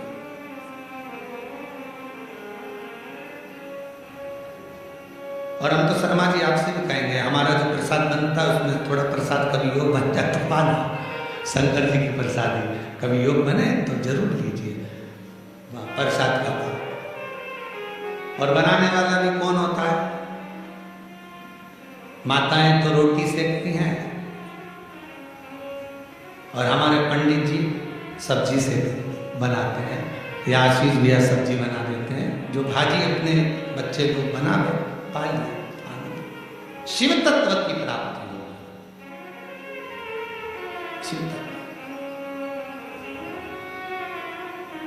ना हमसे तब बनता, और हमें भरोसा है आपसे भी नहीं बनेगा। आपसे कोई कहते पेड़ के नीचे बैठी रहे, सिर में पल्लू लेके बैठे 4 घंटे, तो बनेगा? घर छोड़ सकते हो? नहीं। नदी पर जाकर बैठ सकते हो? थोड़ा सा नदी में पानी बड़ा बारिश में तो पीछे खसक जाओगे, तुरंत नहीं बन सकता। ना हमसे तब बन रहा है, ना साधना बन रही है, ना हमसे कोई ऐसा व्रत बन रहा है। पहले के व्रत आज के व्रत में अंतर है। आज के व्रत में तो पेट भरकर फराल कर लो, फिर भूख लग जाती है, फिर सेव फल खा लिया, केला खा लिया, पपीता खा लिया, रात्रि के फिर फलहार की तैयारी, फिर वो खाने के बाद फिर दूध पीने की तैयारी, फिर आधी रात को फिर पति को नींद नहीं आ रही, पति बोले तेरा व्रत है, हाँ आज एकादशी है। पति ने मन में सोचा 11 बार खा लेती एकादशी पूरी हो जाती, क्यों ना खा। व्रत ना तब कर पा रहे, ना साधना कर पा रहे, ना व्रत कर पा रहे कली काल में। इसलिए तुलसीदास बाबा ने लिख दिया कलयुग केवल नाम धारा। इसलिए तुलसी बाबा ने लिखा कलयुग में कुछ नहीं बने तो एक काम करो, राम राम राम राम जपते रहो, शिव नाम जपते रहो, कृष्ण नाम जपते रहो। तुम्हारे दिल में जो बैठ जाए, जिसका तुम भजन कर सकते हो उसको भजो। भगवान का भजन करने में मन लगा लो। तुम जितना जपोगे आडंबर से दूर रहोगे, तुम जितना जपोगे सबसे दूर रहोगे। इसलिए कलिकाल में एक नियम बना लिया, सारी समस्या का हल। जब फुर्सत मिले 2 मिनट जाओ, शंकर जी को जल चढ़ाओ। अपने शिव के लिए अगर तुम 2 मिनट का समय मंदिर जाने का निकाल लोगे तो भगवान शंकर भी अपने समय में से तेरा दुख हरने के लिए तेरे दरवाजे पर आकर खड़ा हो। समय निकालो। आजकल का जमाना यही है, तुम किसी के यहाँ जाओगे तो कोई तुम्हारे यहाँ बोलो तो आएगा।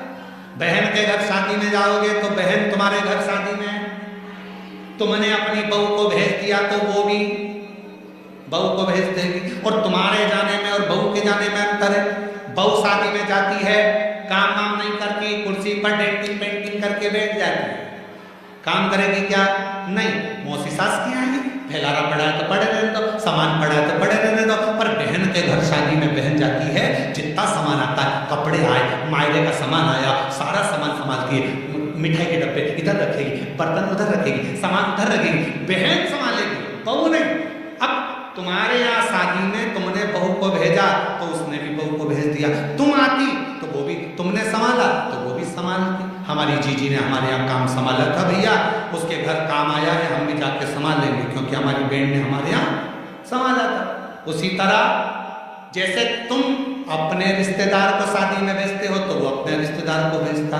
अब तुमने कह दिया मम्मी कथा हो रही है, तुम चली जाओ, तो भगवान भी कह देगा जब अंतिम समय आएगा, ये मरने वाली है, यमराज, तू चले जा, तू चले। और अंतर देखिए,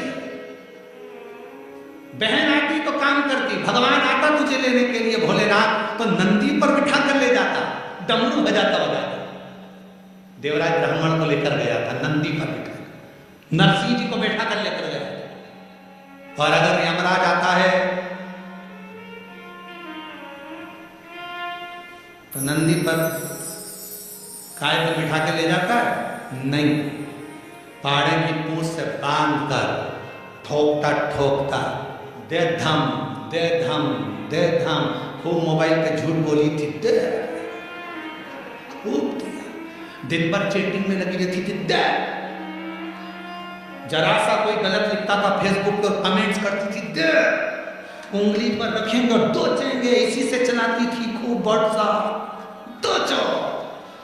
चिल्लाएगी, क्षमा कर दो, मुझे माफ कर दो, एक बार वंश मोर फिर जन्म दे दो, मोबाइल नहीं चलाऊंगी, और चलाऊंगी तो शिव पुराण देखूंगी, फिर कुछ नहीं देखूंगी।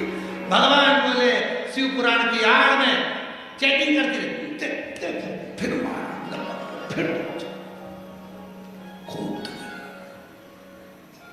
चलते चलते फिर याद आया मेरी नीले कलर की साड़ी एक बार भी नहीं पहनी। यमराज से कहा भगवान प्लीज क्षमा कर, बहुत दुख हो रहा है मुझे। भगवान ने पूछा किस बात का दुख हो रहा है? अलमारी में तीसरे नंबर के ब्लॉक में नीले कलर की साड़ी रखी है, उसकी फाल लगवा ली थी,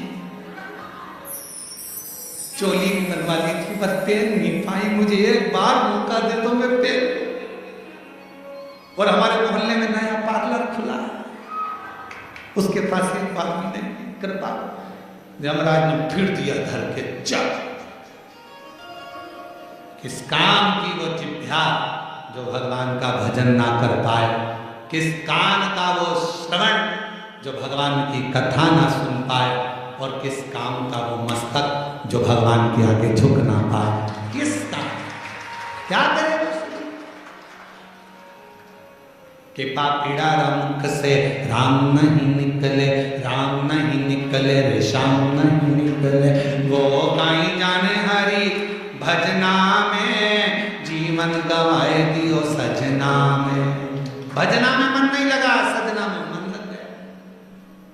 हम तो कई बार कथाओं में कह देते, लोगों को बहुत बुरा लगता कि आप जितना समय दर्पण को देती हो ना, जितना समय दर्पण को देती हो ना, जितनी देर कांच के सामने रहती हो, पेंसिल से लाइन खींचना, डब्बा भरना, फिर सुरमा लगाना, फिर पेंटिंग पेंटिंग, जितना समय दर्पण में देती हो उसका आधा समय भी अगर मेरे शंकर को दे दिया तो सुंदरता मेरा शिव देगा। आधा समय निकालकर भगवान शिव को दीजिए। और पुरुषों से निवेदन है, जितना समय फालतू की चर्चा में, व्यर्थ की बातों में, व्यर्थ के कमेंट्सों में और व्यर्थ की बातों में लगाते हो ना, उतने में से आधा समय निकालकर मेरे शंकर के मंदिर में अपनी पत्नी को साथ लेकर एक लोटा जल चढ़ाने जा, तेरी पूरी जिंदगी सवर जाए। थोड़ा सा समय निकाल। अरे ओ अज्ञानी मत कर नादानी, अरे ओ अज्ञानी मत कर नादानी। तेरे कर्म का फल भी तू ही पाएगा, जैसा किया तूने तेरे आगे आएगा। मत बुरे कर्म कर बंदे, वरना पछताएगा। भगवान की आंखों से तू बच नहीं पाएगा, तो बच नहीं पाएगा। शिव महापुराण की कथा कर रही है, भगवान शंकर का चरित्र कर रहा है। कोई दिखावा, कोई धन, कोई दौलत पार्वती जी लेकर नहीं गई। तब करने के लिए मां पार्वती जी बैठी, तब से शिव प्रकट नहीं हुए। साधना करने पार्वती जी बैठी, प्रकट नहीं हुए। सारा व्रत, सारा उपास, सारी साधना, सारा तप पार्वती जी ने कर लिया, शिव प्रकट नहीं हुए। तब सखी ने कहा, तब सखी बोली, सहेली ने कहा, पार्वती मैंने सुना है शंकर भगवान एक लोटे जल से प्रसन्न हो जाते हैं। मैंने सुना है शिव जी एक बूंद जल चढ़ जाए शिव प्रसन्न हो जाते हैं। थोड़ा सा जल चढ़ा, शंकर कृपा करें। और फिर निवेदन करूं सभी श्रोताओं से, सावन के महीने में कथा सुनने वाले सभी श्रोता भाई बहनों से फिर निवेदन करूं, भगवान शंकर की कथा, शिव महापुराण की चरित्र कथा वर्णन कर रही है। कुछ ना बने तो शंकर के मंदिर में केवल कुछ भी ना हो तो केवल घर से एक लोटा जल भरकर जाना, शिव के मंदिर में प्रारंभ कर दो। मेरा देव अधिदेव महादेव करुणा करना प्रारंभ कर देगा, शंकर करुणा करना प्रारंभ कर देगा। जल सारी समस्या का हल हर हर बोल बम का नारा है, सारी समस्या का हल श्री शिवाय। केवल जल चढ़ाना था और कुछ नहीं। शिव स्वीकार करो, भगवान शंकर स्वीकार।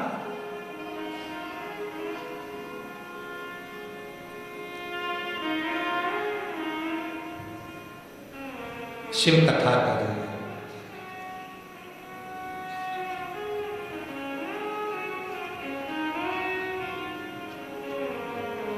एक गुरु में और एक शिव में एक बहुत बड़ा अंतर होता है।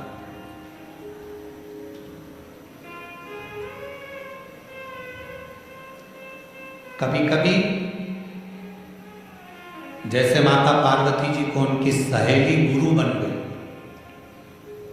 कभी कभी कोई बेस्ट फ्रेंड, कोई अच्छी सहेली, कोई अच्छा दोस्त जो सत्संग में लगा रहने वाला है, संकीर्तन में लगा रहने वाला है, भगवान से जुड़ा हुआ हो, गुरुओं से जुड़ा हुआ हो, कभी कभी वो भी गुरु बनकर ज्ञान दे जाता है। पार्वती जी की सहेली ने पार्वती जी को ज्ञान यही भाव से दिया। जल चढ़ा, पार्वती जी ने बालू रेत का शिवलिंग बना लिया, वहीं की मिट्टी उठाकर सहेली के कहने पर जल चढ़ाना प्रारंभ करा।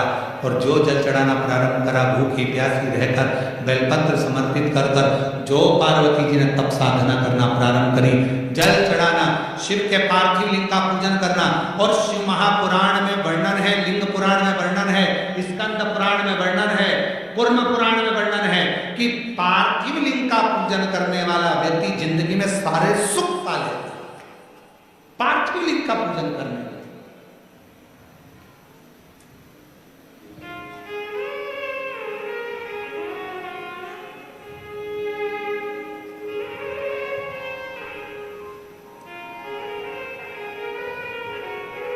एक माता जी ने एक प्रश्न किया, गुरु जी हमारे यहाँ से नदी बहुत दूर है और हमारे घर में कोई पेड़ पौधा भी नहीं है, तो हम वो भगवान का चढ़ा हुआ जल, भगवान पे चढ़ा हुआ पंचामृत कहाँ समर्पित करने जाए?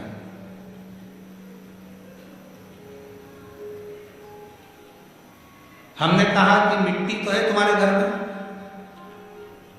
तो कहा मिट्टी तो है। हमने पूछा कितनी मिट्टी मिल जाएगी?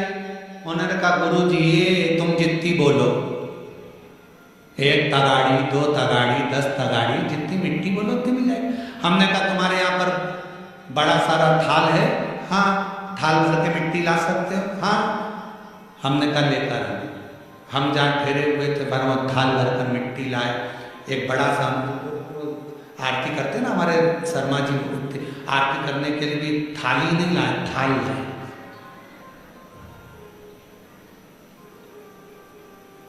अब इतना बड़ा थाल देखा आप लोगों ने? देखा कि नहीं देखा? कहाँ है थाल? अच्छा रखा, देखा तो है ना तुम लोगों ने आरती के समय, या फिर शाम को आएगा आरती में, तुम देख लेना है। हमारे यहाँ ये महाकाल सेवा समिति व भक्त मंडल है ना, ये छोटा मोटा मंडल नहीं है, ये हर चीज बड़ी करता है।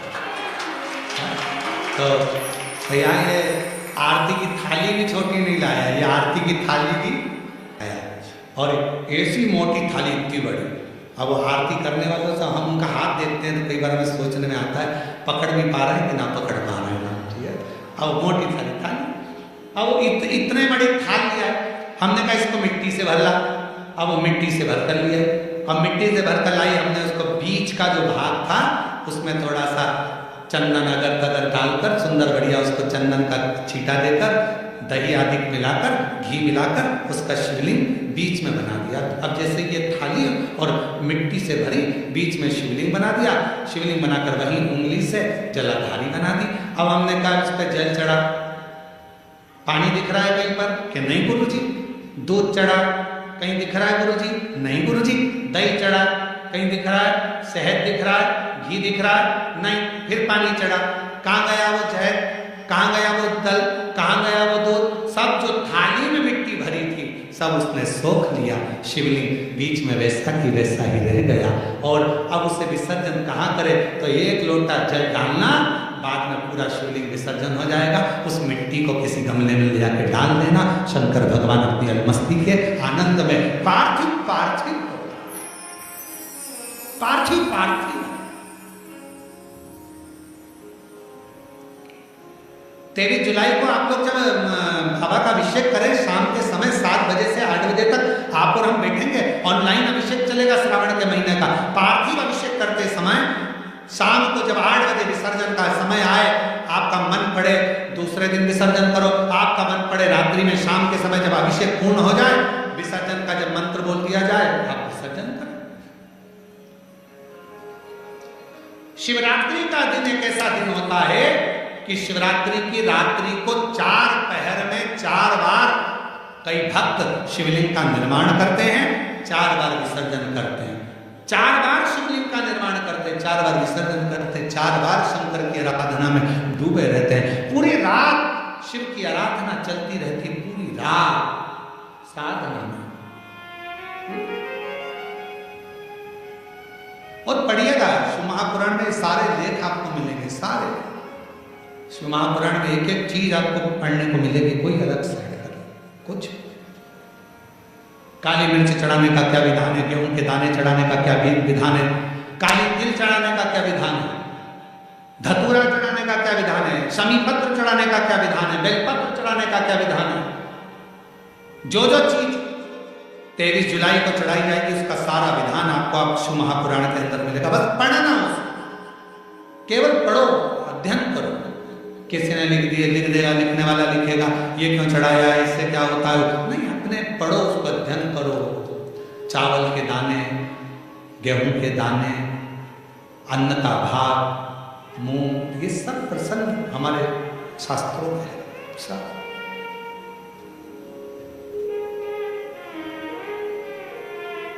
कहां से लाऊं गंगा, कहां से लाऊं, कहां से लाऊं सरयू अपार पड़ी रे, भोले तेरी सेवा हमसे ना बनी रे, भोले तेरी सेवा हमसे ना बनी रे। पूजा की थाली हम लिए खड़े रे, पूजा की थाली लिए खड़े रे, ओ भोले तेरी सेवा हमसे ना बनी रे, भोले तेरी सेवा हमसे ना बनी रे। ओ पूजा की थाली हम लिए खड़े रे, पूजा की थाली हम लिए खड़े रे, ओ भोले तेरी सेवा हमसे ना बनी रे, भोले तेरी सेवा हमसे ना बनी रे। कहां से लाऊं गंगा, कहां से लाऊं यमुना, कहां से लाऊं गंगा, कहां से लाऊं यमुना, कहां से लाऊं गंगा, कहां से लाऊं यमुना, कहां से लाऊं गंगा, कहां से लाऊं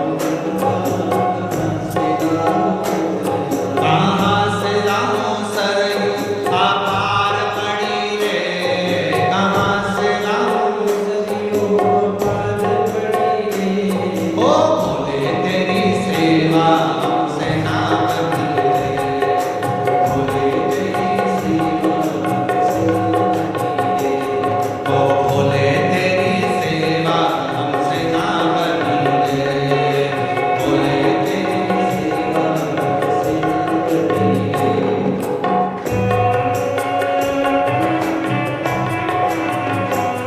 कहां से लाऊं लड्डू, कहां से लाऊं पेड़ा, कहां से लाऊं लड्डू, कहां से लाऊं पेड़ा, कहां से लाऊं लड्डू, कहां से लाऊं पेड़ा, कहां से लाऊं लड्डू, कहां से लाऊं पेड़ा, कहां से लाऊं बर्फी को शक्कर चढ़ी रे, कहां से लाऊं बर्फी को शक्कर चढ़ी रे, ओ भोले तेरी सेवा हमसे ना बनी रे, भोले तेरी सेवा हमसे ना बनी रे। पूजा की थाली हम लिए खड़े रे, पूजा की थाली हम लिए खड़े रे, ओ भोले तेरी सेवा हमसे ना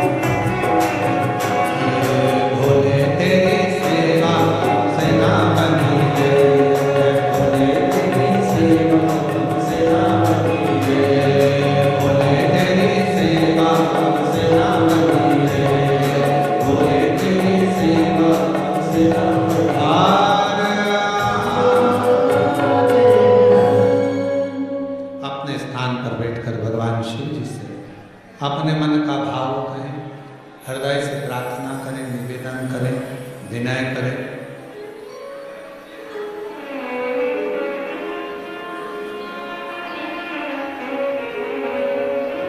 भाव से भगवान शिव को विनय करें, निवेदन करें। जहाँ जगह मिले वहाँ बैठकर बाबा को सावन का महीना, उस महापुराण की कथा दिल से बाबा को प्रार्थना करिए, विनय करिए।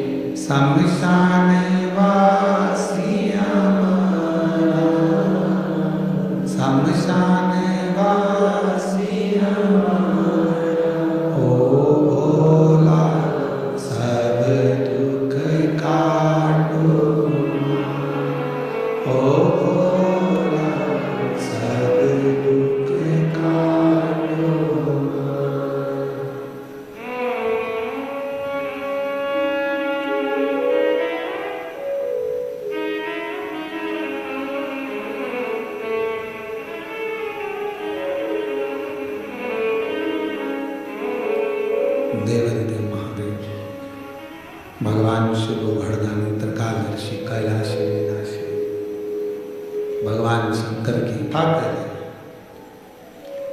अच्छा मित्र भी एक दिन गुरु का कार्य कर जाता है। पार्वती माता को उनकी सहेली ने सीख दे दी कि शंकर का पार्थिव पूजन करना प्रारंभ करो, और माता पार्वती जी ने पार्थिव पूजन प्रारंभ किया। कहते हैं माता पार्वती जी केवल बाल्यावस्था में ही पार्थिव पूजन नहीं करी। जब माता पार्वती जी का विवाह हो गया, घर में रिद्धि सिद्धि बहुएं आ गई, तब भी माँ पार्वती जी पार्थिव लिंग का पूजन करती थी। अब जरा विचार करिएगा, बहुत समझने वाला विषय है। पार्वती जी को शिव जी मिल गए, घर में रिद्धि सिद्धि आ गई, पुत्र गणेश आ गए, षडानंद कार्तिकेय आ गए, अमोद प्रमोद आ गए, शुभ लाभ आ गए। अब जिसके घर में इतना सारा सब सुख आ गया, तो फिर पार्थिव लिंग पूजन करने की जरूरत क्या थी?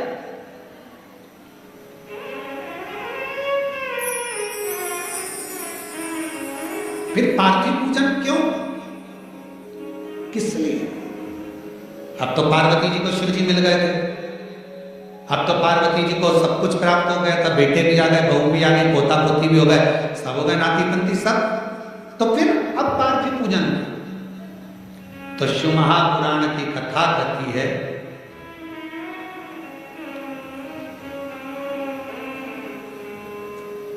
सती खंड के अंदर एक बात आती है, शिव की आराधना केवल सुख पाने के लिए ही नहीं, शिव की आराधना शिव की दृष्टि में शंकर भगवान के चरणों में जिंदगी भर रहने के लिए भी होना चाहिए। शिव के चरणों में रहने, आपके पास में गाड़ी आ गई, बंगला आ गया, दौलत आ गई, बच्चे हो गए, संपदा आ गई, सारा सुख हो गया और आप शिव को भूल गए, ये श्रेष्ठता न। एक पत्र आया है, देखिए पत्र में कितना सुंदर भाव वर्णन किया।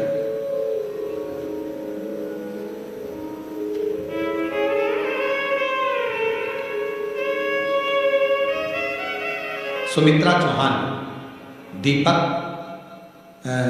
गांव का नाम है दीपका, दीपका, जिला कोरबा छत्तीसगढ़ से हैं। मैं अपने महादेव की करुणा का वर्णन करना चाहती हूँ। मेरे बेटे का नाम शिवांश है, 2.5 वर्ष का, जिसको अचानक बाथरूम करते समय, पेशाब करते समय खून आना शुरू हो गया।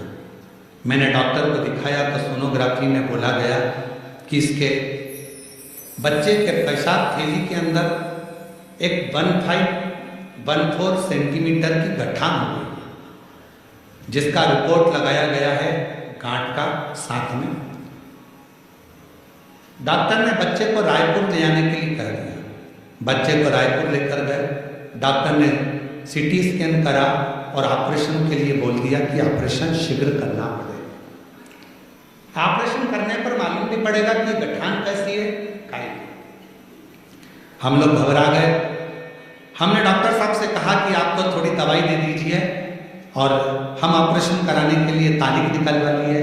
और तारीख लेकर, थोड़े से समय की तारीख लेकर हम आ गए।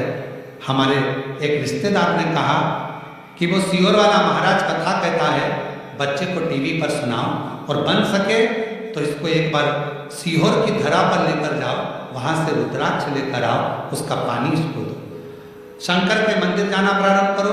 हम बच्चे के लिए शिवालय जाना चालू कर दिए, शंकर को नमन करते और शिवजी पे चढ़ा हुआ जल लेकर आते, बाबा को प्रणाम करते, बेलपत्र लाते, बाबा पर पूरा भरोसा कर लिया। फिर एक बहन मिल गई मंदिर में, उसने कहा दीदी आप एक काम करो, पशुपतिनाथ का व्रत करो। हमने पशुपतिनाथ का व्रत करना प्रारंभ कर दिया। बाबा की ऐसी कृपा हो गई, बेटे का भी मन शिव जी के अंदर लगने लगा, वो भी साथ जाता बाबा की कृपा से। दूसरी बार हम फिर वापिस रायपुर गए और रायपुर में हमने वापिस सोनोग्राफी कराई। उन्हीं डॉक्टर साहब को दिखाया। डॉक्टर साहब बोले ये समझ में नहीं आ रहा, 1 हफ्ते के अंदर गठान गल कैसे गई और बाबा की कृपा से पूर्ण तरह से बच्चा स्वस्थ कैसे हो गया। कहीं बैठा हो, अगर बच्चा आया हो या उसके घर के लोग आए हों तो आ सकते हैं। सुमित्रा चौहान, दीपका, ग्राम दीपका, जिला कोरबा छत्तीसगढ़ से। एक पत्र और बड़ा सुंदर, मैं सपना शाहजी, पति श्री टिकेश्वर शाहजी, ग्राम कटगी, तहसील कसडोल, जिला बालोदा बाजार, छत्तीसगढ़ की निवासी हूँ। मैं बाबा का क्या वर्णन करूँ गुरुदेव। हमारे जीवन में एक घोर संकट आ गया था। मेरे पति सरकारी स्कूल में शिक्षक हैं।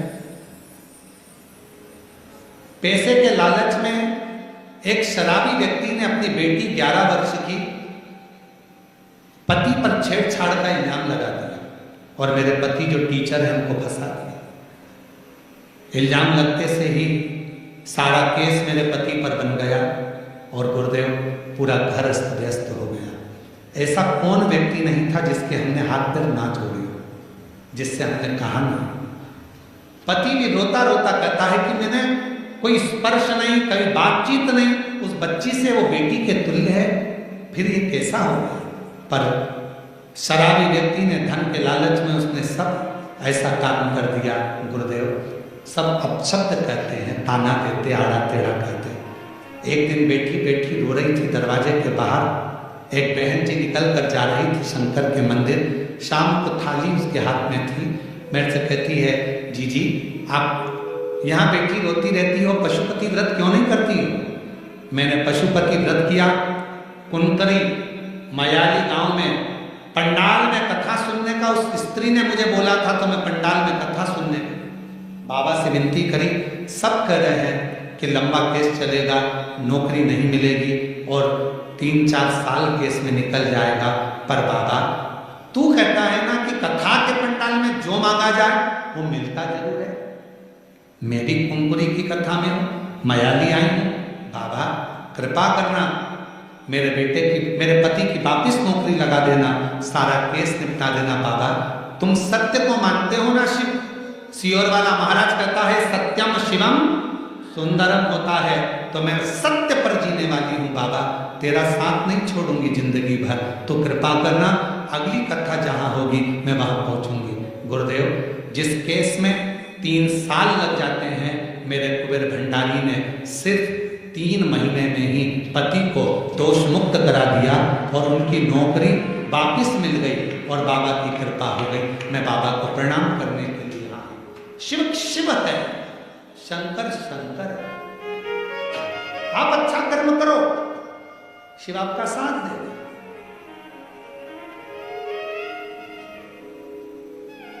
कोई कितना भी इल्जाम लगाए, आप शब्द बोले, ताना दे, गाली दे, दुनिया का काम है तुम्हारे पर आक्षेप लगाना। जिसके पास कीचड़ होता है वो कीचड़ ही लगाता है और जिसके पास इत्र होता है वो इत्र ही लगाता है। ये दुनिया की, जिसकी जेब में इत्र की शीशी होगी वो तुरंत इत्र की शीशी निकाल। हमारे वो छिपरा वाले मालू जी, उनकी जेब में हमेशा इत्र रखा रहता है। हमारे वो खोपरा गोले वाले हैं, हमारे वो बेसन वाले हैं, ऐसा कई लोग हैं, उनकी जेब में इत्र रखा रहता है। वो इत्र निकालते चरणों में लगा देते। उनकी आदत, इत्र की शीशी रखोगे तो इत्र लगाएगा और कीचड़ होगा साथ में तो कीचड़ लगा। तुम्हारे पास में क्या है? कोई कीचड़ से भरा हुआ व्यक्ति होता है तो दिन भर आक्षेप लगाता रहता है, ये ऐसा वो वैसा, उसने ऐसा कर दिया, उसने वैसा कर दिया, उसने ये कर दिया। समझ लेना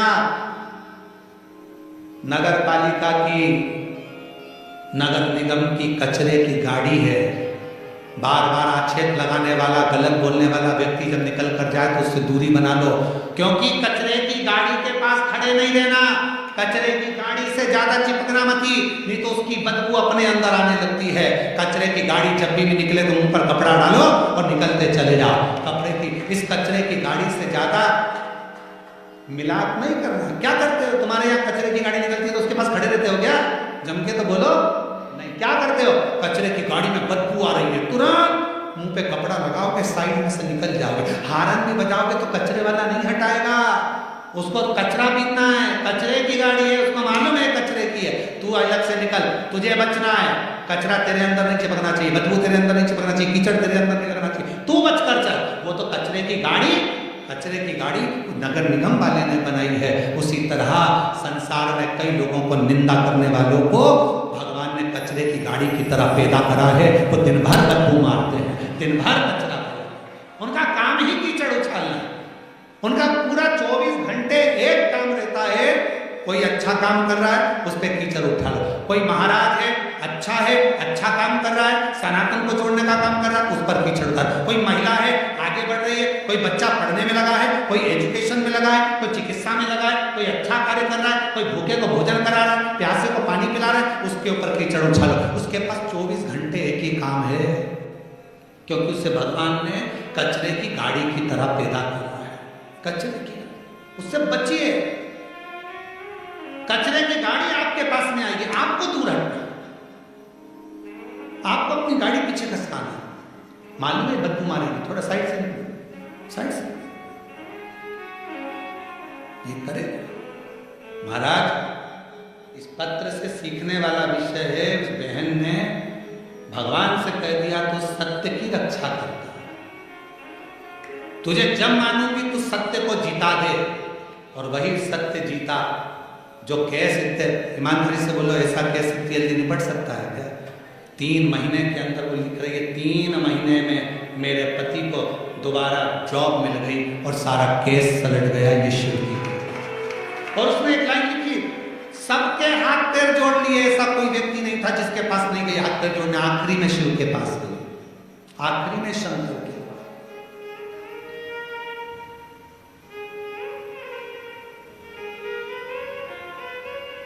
और हो पालनहारे निर्गुण तुमरे बिना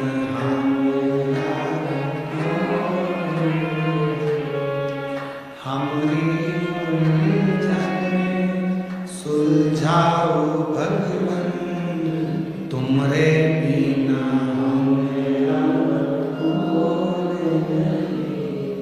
ओ पालनहारे निर्गुण तुमरे बिना। आप उसके अधीन हो।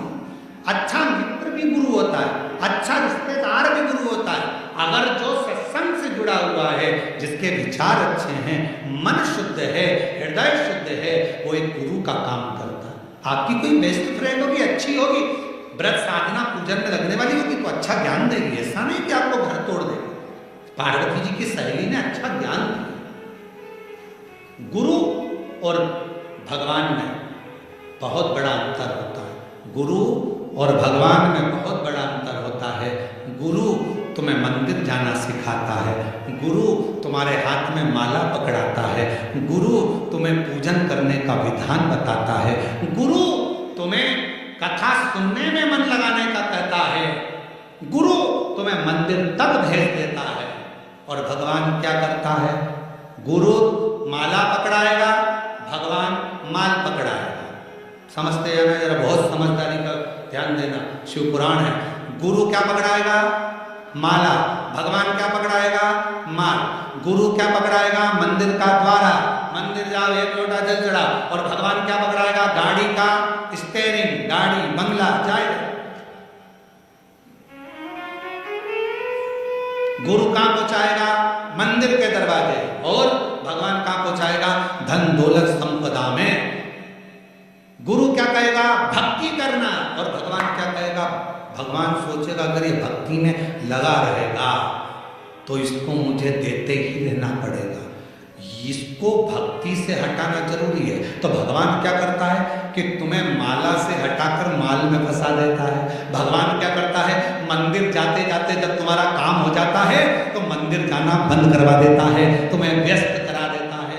फिर भगवान क्या करता है? तुम कथा में मन लगाते रहते हो तो भगवान धीरे धीरे तुम्हारे मन को कथा सुनते सुनते उचिष्ट कर देगा। तुमको लगेगा बहुत सालों से सुन रही हूँ, 2 साल हो गए, 4 साल हो गए, अब मन उचिष्ट होने लगेगा। तो धीरे धीरे उचिष्टता आने लगती है। अर्थात भगवान तुम्हें कथा से दूर करेगा, मंदिर से दूर करेगा, सत्संग से दूर करेगा। क्यों?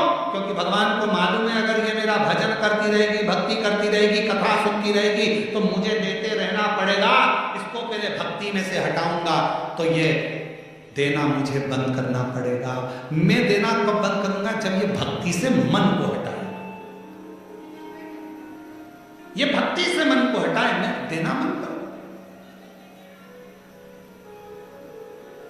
और भक्ति से अगर इसका मन हट गया, भजन से मन हट गया, संकीर्तन से मन हट गया तो फिर ये मेरे पास से गया, मेरे पास। और भोले मैं तेरी इस लाइन को स्मरण करना। पतंग आकाश में है, कब तक है? जब तक डोर आपके हाथ में है। डोर टूटी, पतंग उड़ी, कहीं पेड़ पे फंसी, कहीं छत पर पड़ी, कहीं झाड़े में पड़ी, कहीं नली में, कहीं रोड पे, कहीं गटर में पड़ी। भगवान के हाथ में जब तक हमारी डोर है तब तक हम भगवान के चरणों से बंधे हुए हैं। तो भगवान हम पर ढील भी देगा, ऊपर भी करेगा, नीचे भी लाएगा, संभाल देगा, उलझने नहीं देगा, कटने नहीं देगा। और छूटे, कट भी गए, टूट भी गए, बेकार हो गए, ना जाने भोले मैं तेरी हवा बिच बाबा डोर हत्तू छड़ी ना कटी भोले मैं तेरी जो इसी भजन की एक लाइन हमारे स्मरण में रहती है, जो कट गई तो फिर लुट्टी जावा। अगर कट गई तो लुट गई, तेरे हाथ से छूटी कि गई। गुरु कह रहे कि माला पढ़, गुरु कह रहे मंदिर जा, गुरु कह रहे एक लोटा जल पकड़, गुरु कह रहे भगवान की कथा सुन, और भगवान कह रहे आ गई बहुत सारा दे भी दिया, अब मैंने तेरे को बेटा दे दिया, बेटी दे दी, पति दे दिया, काम धंधा चालू कर दिया, अब तू मुझे छोड़, क्योंकि नहीं छोड़ेगी तो मैं देता ही रहूंगा, क्योंकि वो तो भोला है, उसका काम दे देगा। शिव छुड़ा रहे, गुरु जोड़ रहे, गुरु कह रहे छोड़ना ही मत। जब जब टीवी पर कथा मिले, आस्था चैनल पर शिव महापुराण की कथा आ रही हो, तुरंत बैठ जाओ कथा सुनने। सुनने भी ना बैठो तो चलते फिरते टीवी चालू कर दो, चलने दो और अपना काम करते रहो, कथा सुनते।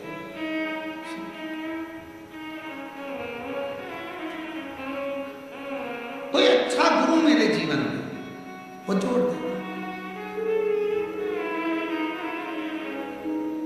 पार्वती मैया को उनकी सहेली अच्छा, और बहुत अच्छे गुरु के रूप में माता पार्वती जी की सहेली मिली। तो पार्वती जी की सहेली ने कहा कि पार्थिव लिंग की आराधना करो। कोई अच्छा पहचान वाला मिले ना, जो भगवान को जानता हो, उसका संग जरूर करो। पहले ऐसा नियम था, तुम्हारे छत्तीसगढ़ में था कि नहीं था हमको नहीं मालूम। पहले ऐसा नियम था, शादी में सोना खरीदने जाते थे तो जो सोने के परतदार होते थे उसको लेकर जाते थे दुकान पे, तुम चलो जीजी तुम अच्छे से देख लोगी, काका जी मामा जी बहू का सोना लेना है, बेटी की झुमकी लेना है, ये करना है, तुम चलो सोना की परख कर सकते। बोलो बोलो सही है।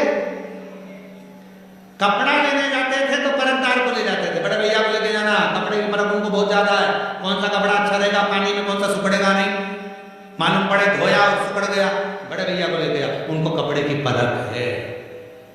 फ्रिज लेने जाते थे तो घर के कम से कम 8 लोग जाते थे, 4 फ्रिज ले। क्यों?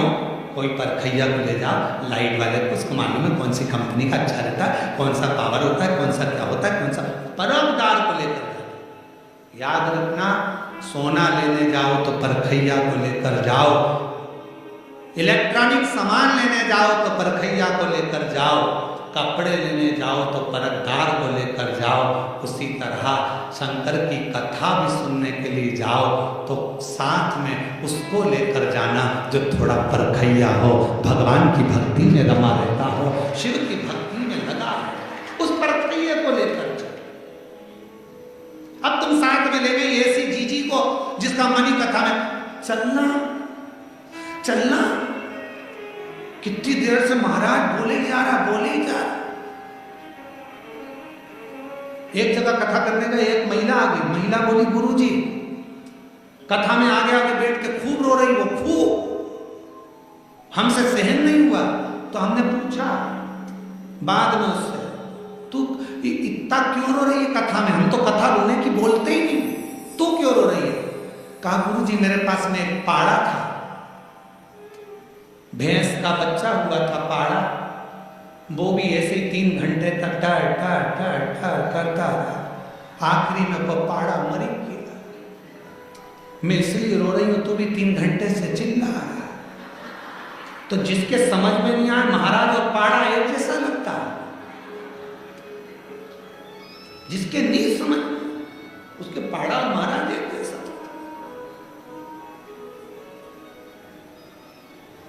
परखैया लेकर जाओ, साथ में किसी को ऐसे को मत ले जाना, चल कथा में चलो, उसको ले गई, बिठा दिया कथा के अंदर, और कथा में बिठाया उसका मन, उसका चले अब चले अपन आरती के पहले निकल चले, आरती के पहले निकल चले। अब उसे कौन समझाए कि महाराज कहते हैं आरती के बाद उठना, जमीन को नमन करना, रज को लेना, शरीर से लगाना, प्रणाम करना, विनती कर कर फिर जाना कि बाबा मेरी 3 महीने में झोली भर देना, मैं जिस कामना से आई हूँ वो कामना पूरी कर देना।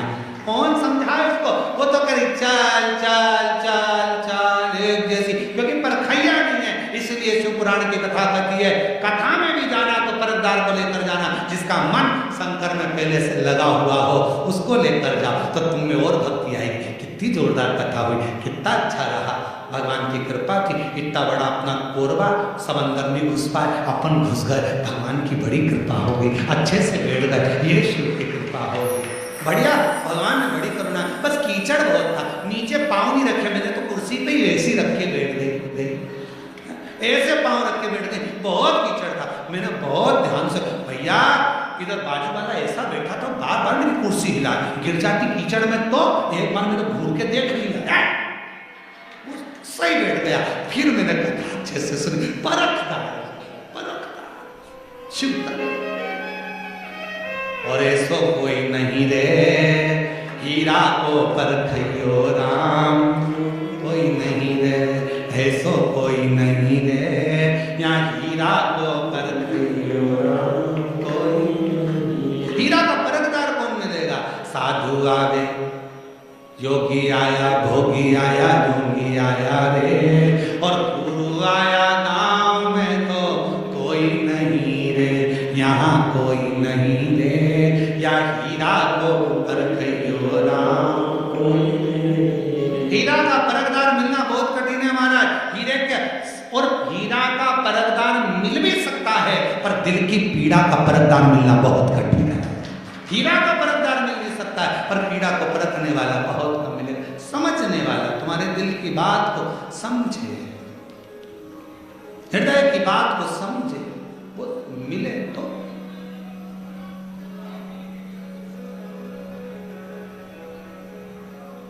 समझने महाराज,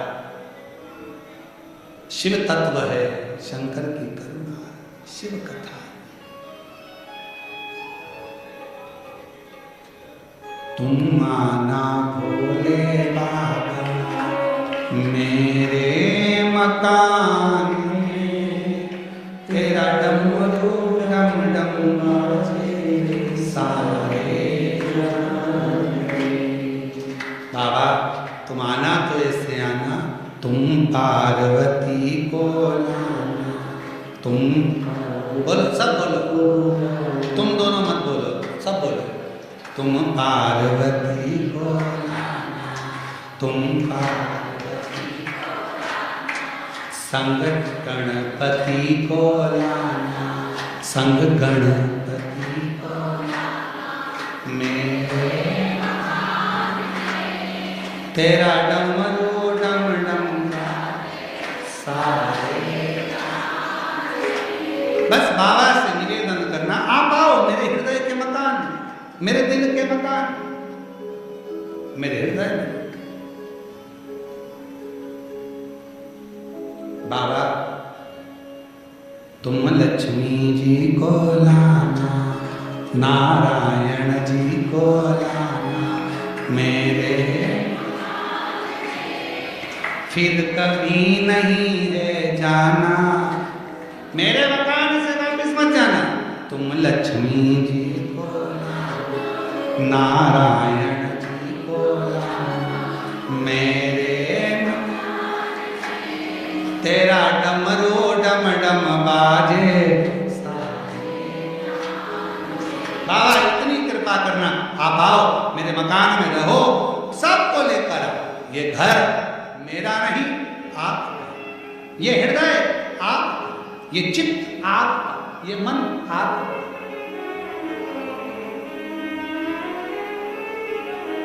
शिव शंकर गोवर्धनी शंभू की कथा करो। पार्वती जी ने सुन लिया, सखी का कहना माना, और जो पार्थिव लिंग का पूजन करा, पार्थिव लिंग का पूजन। फिर सबसे कहें, पूरे भारतवासियों से जितने कथा सुन रहे हैं, शाम को 7 बजे से 8 बजे तक पार्थिव लिंग ऑनलाइन पूजन में जुड़ना। अपने घर की जो मट्टी हो उस मट्टी को उठाकर शिवलिंग बनाकर 7 बजे बैठना, पूजन करना, बाबा की आराधना करना, फिर देखो मेरा बाबा साल भर में कितनी संपदा, कितना वैभव सब कार्य सिद्ध करता है। मेरा शिव है, शंकर है, वो घड़ना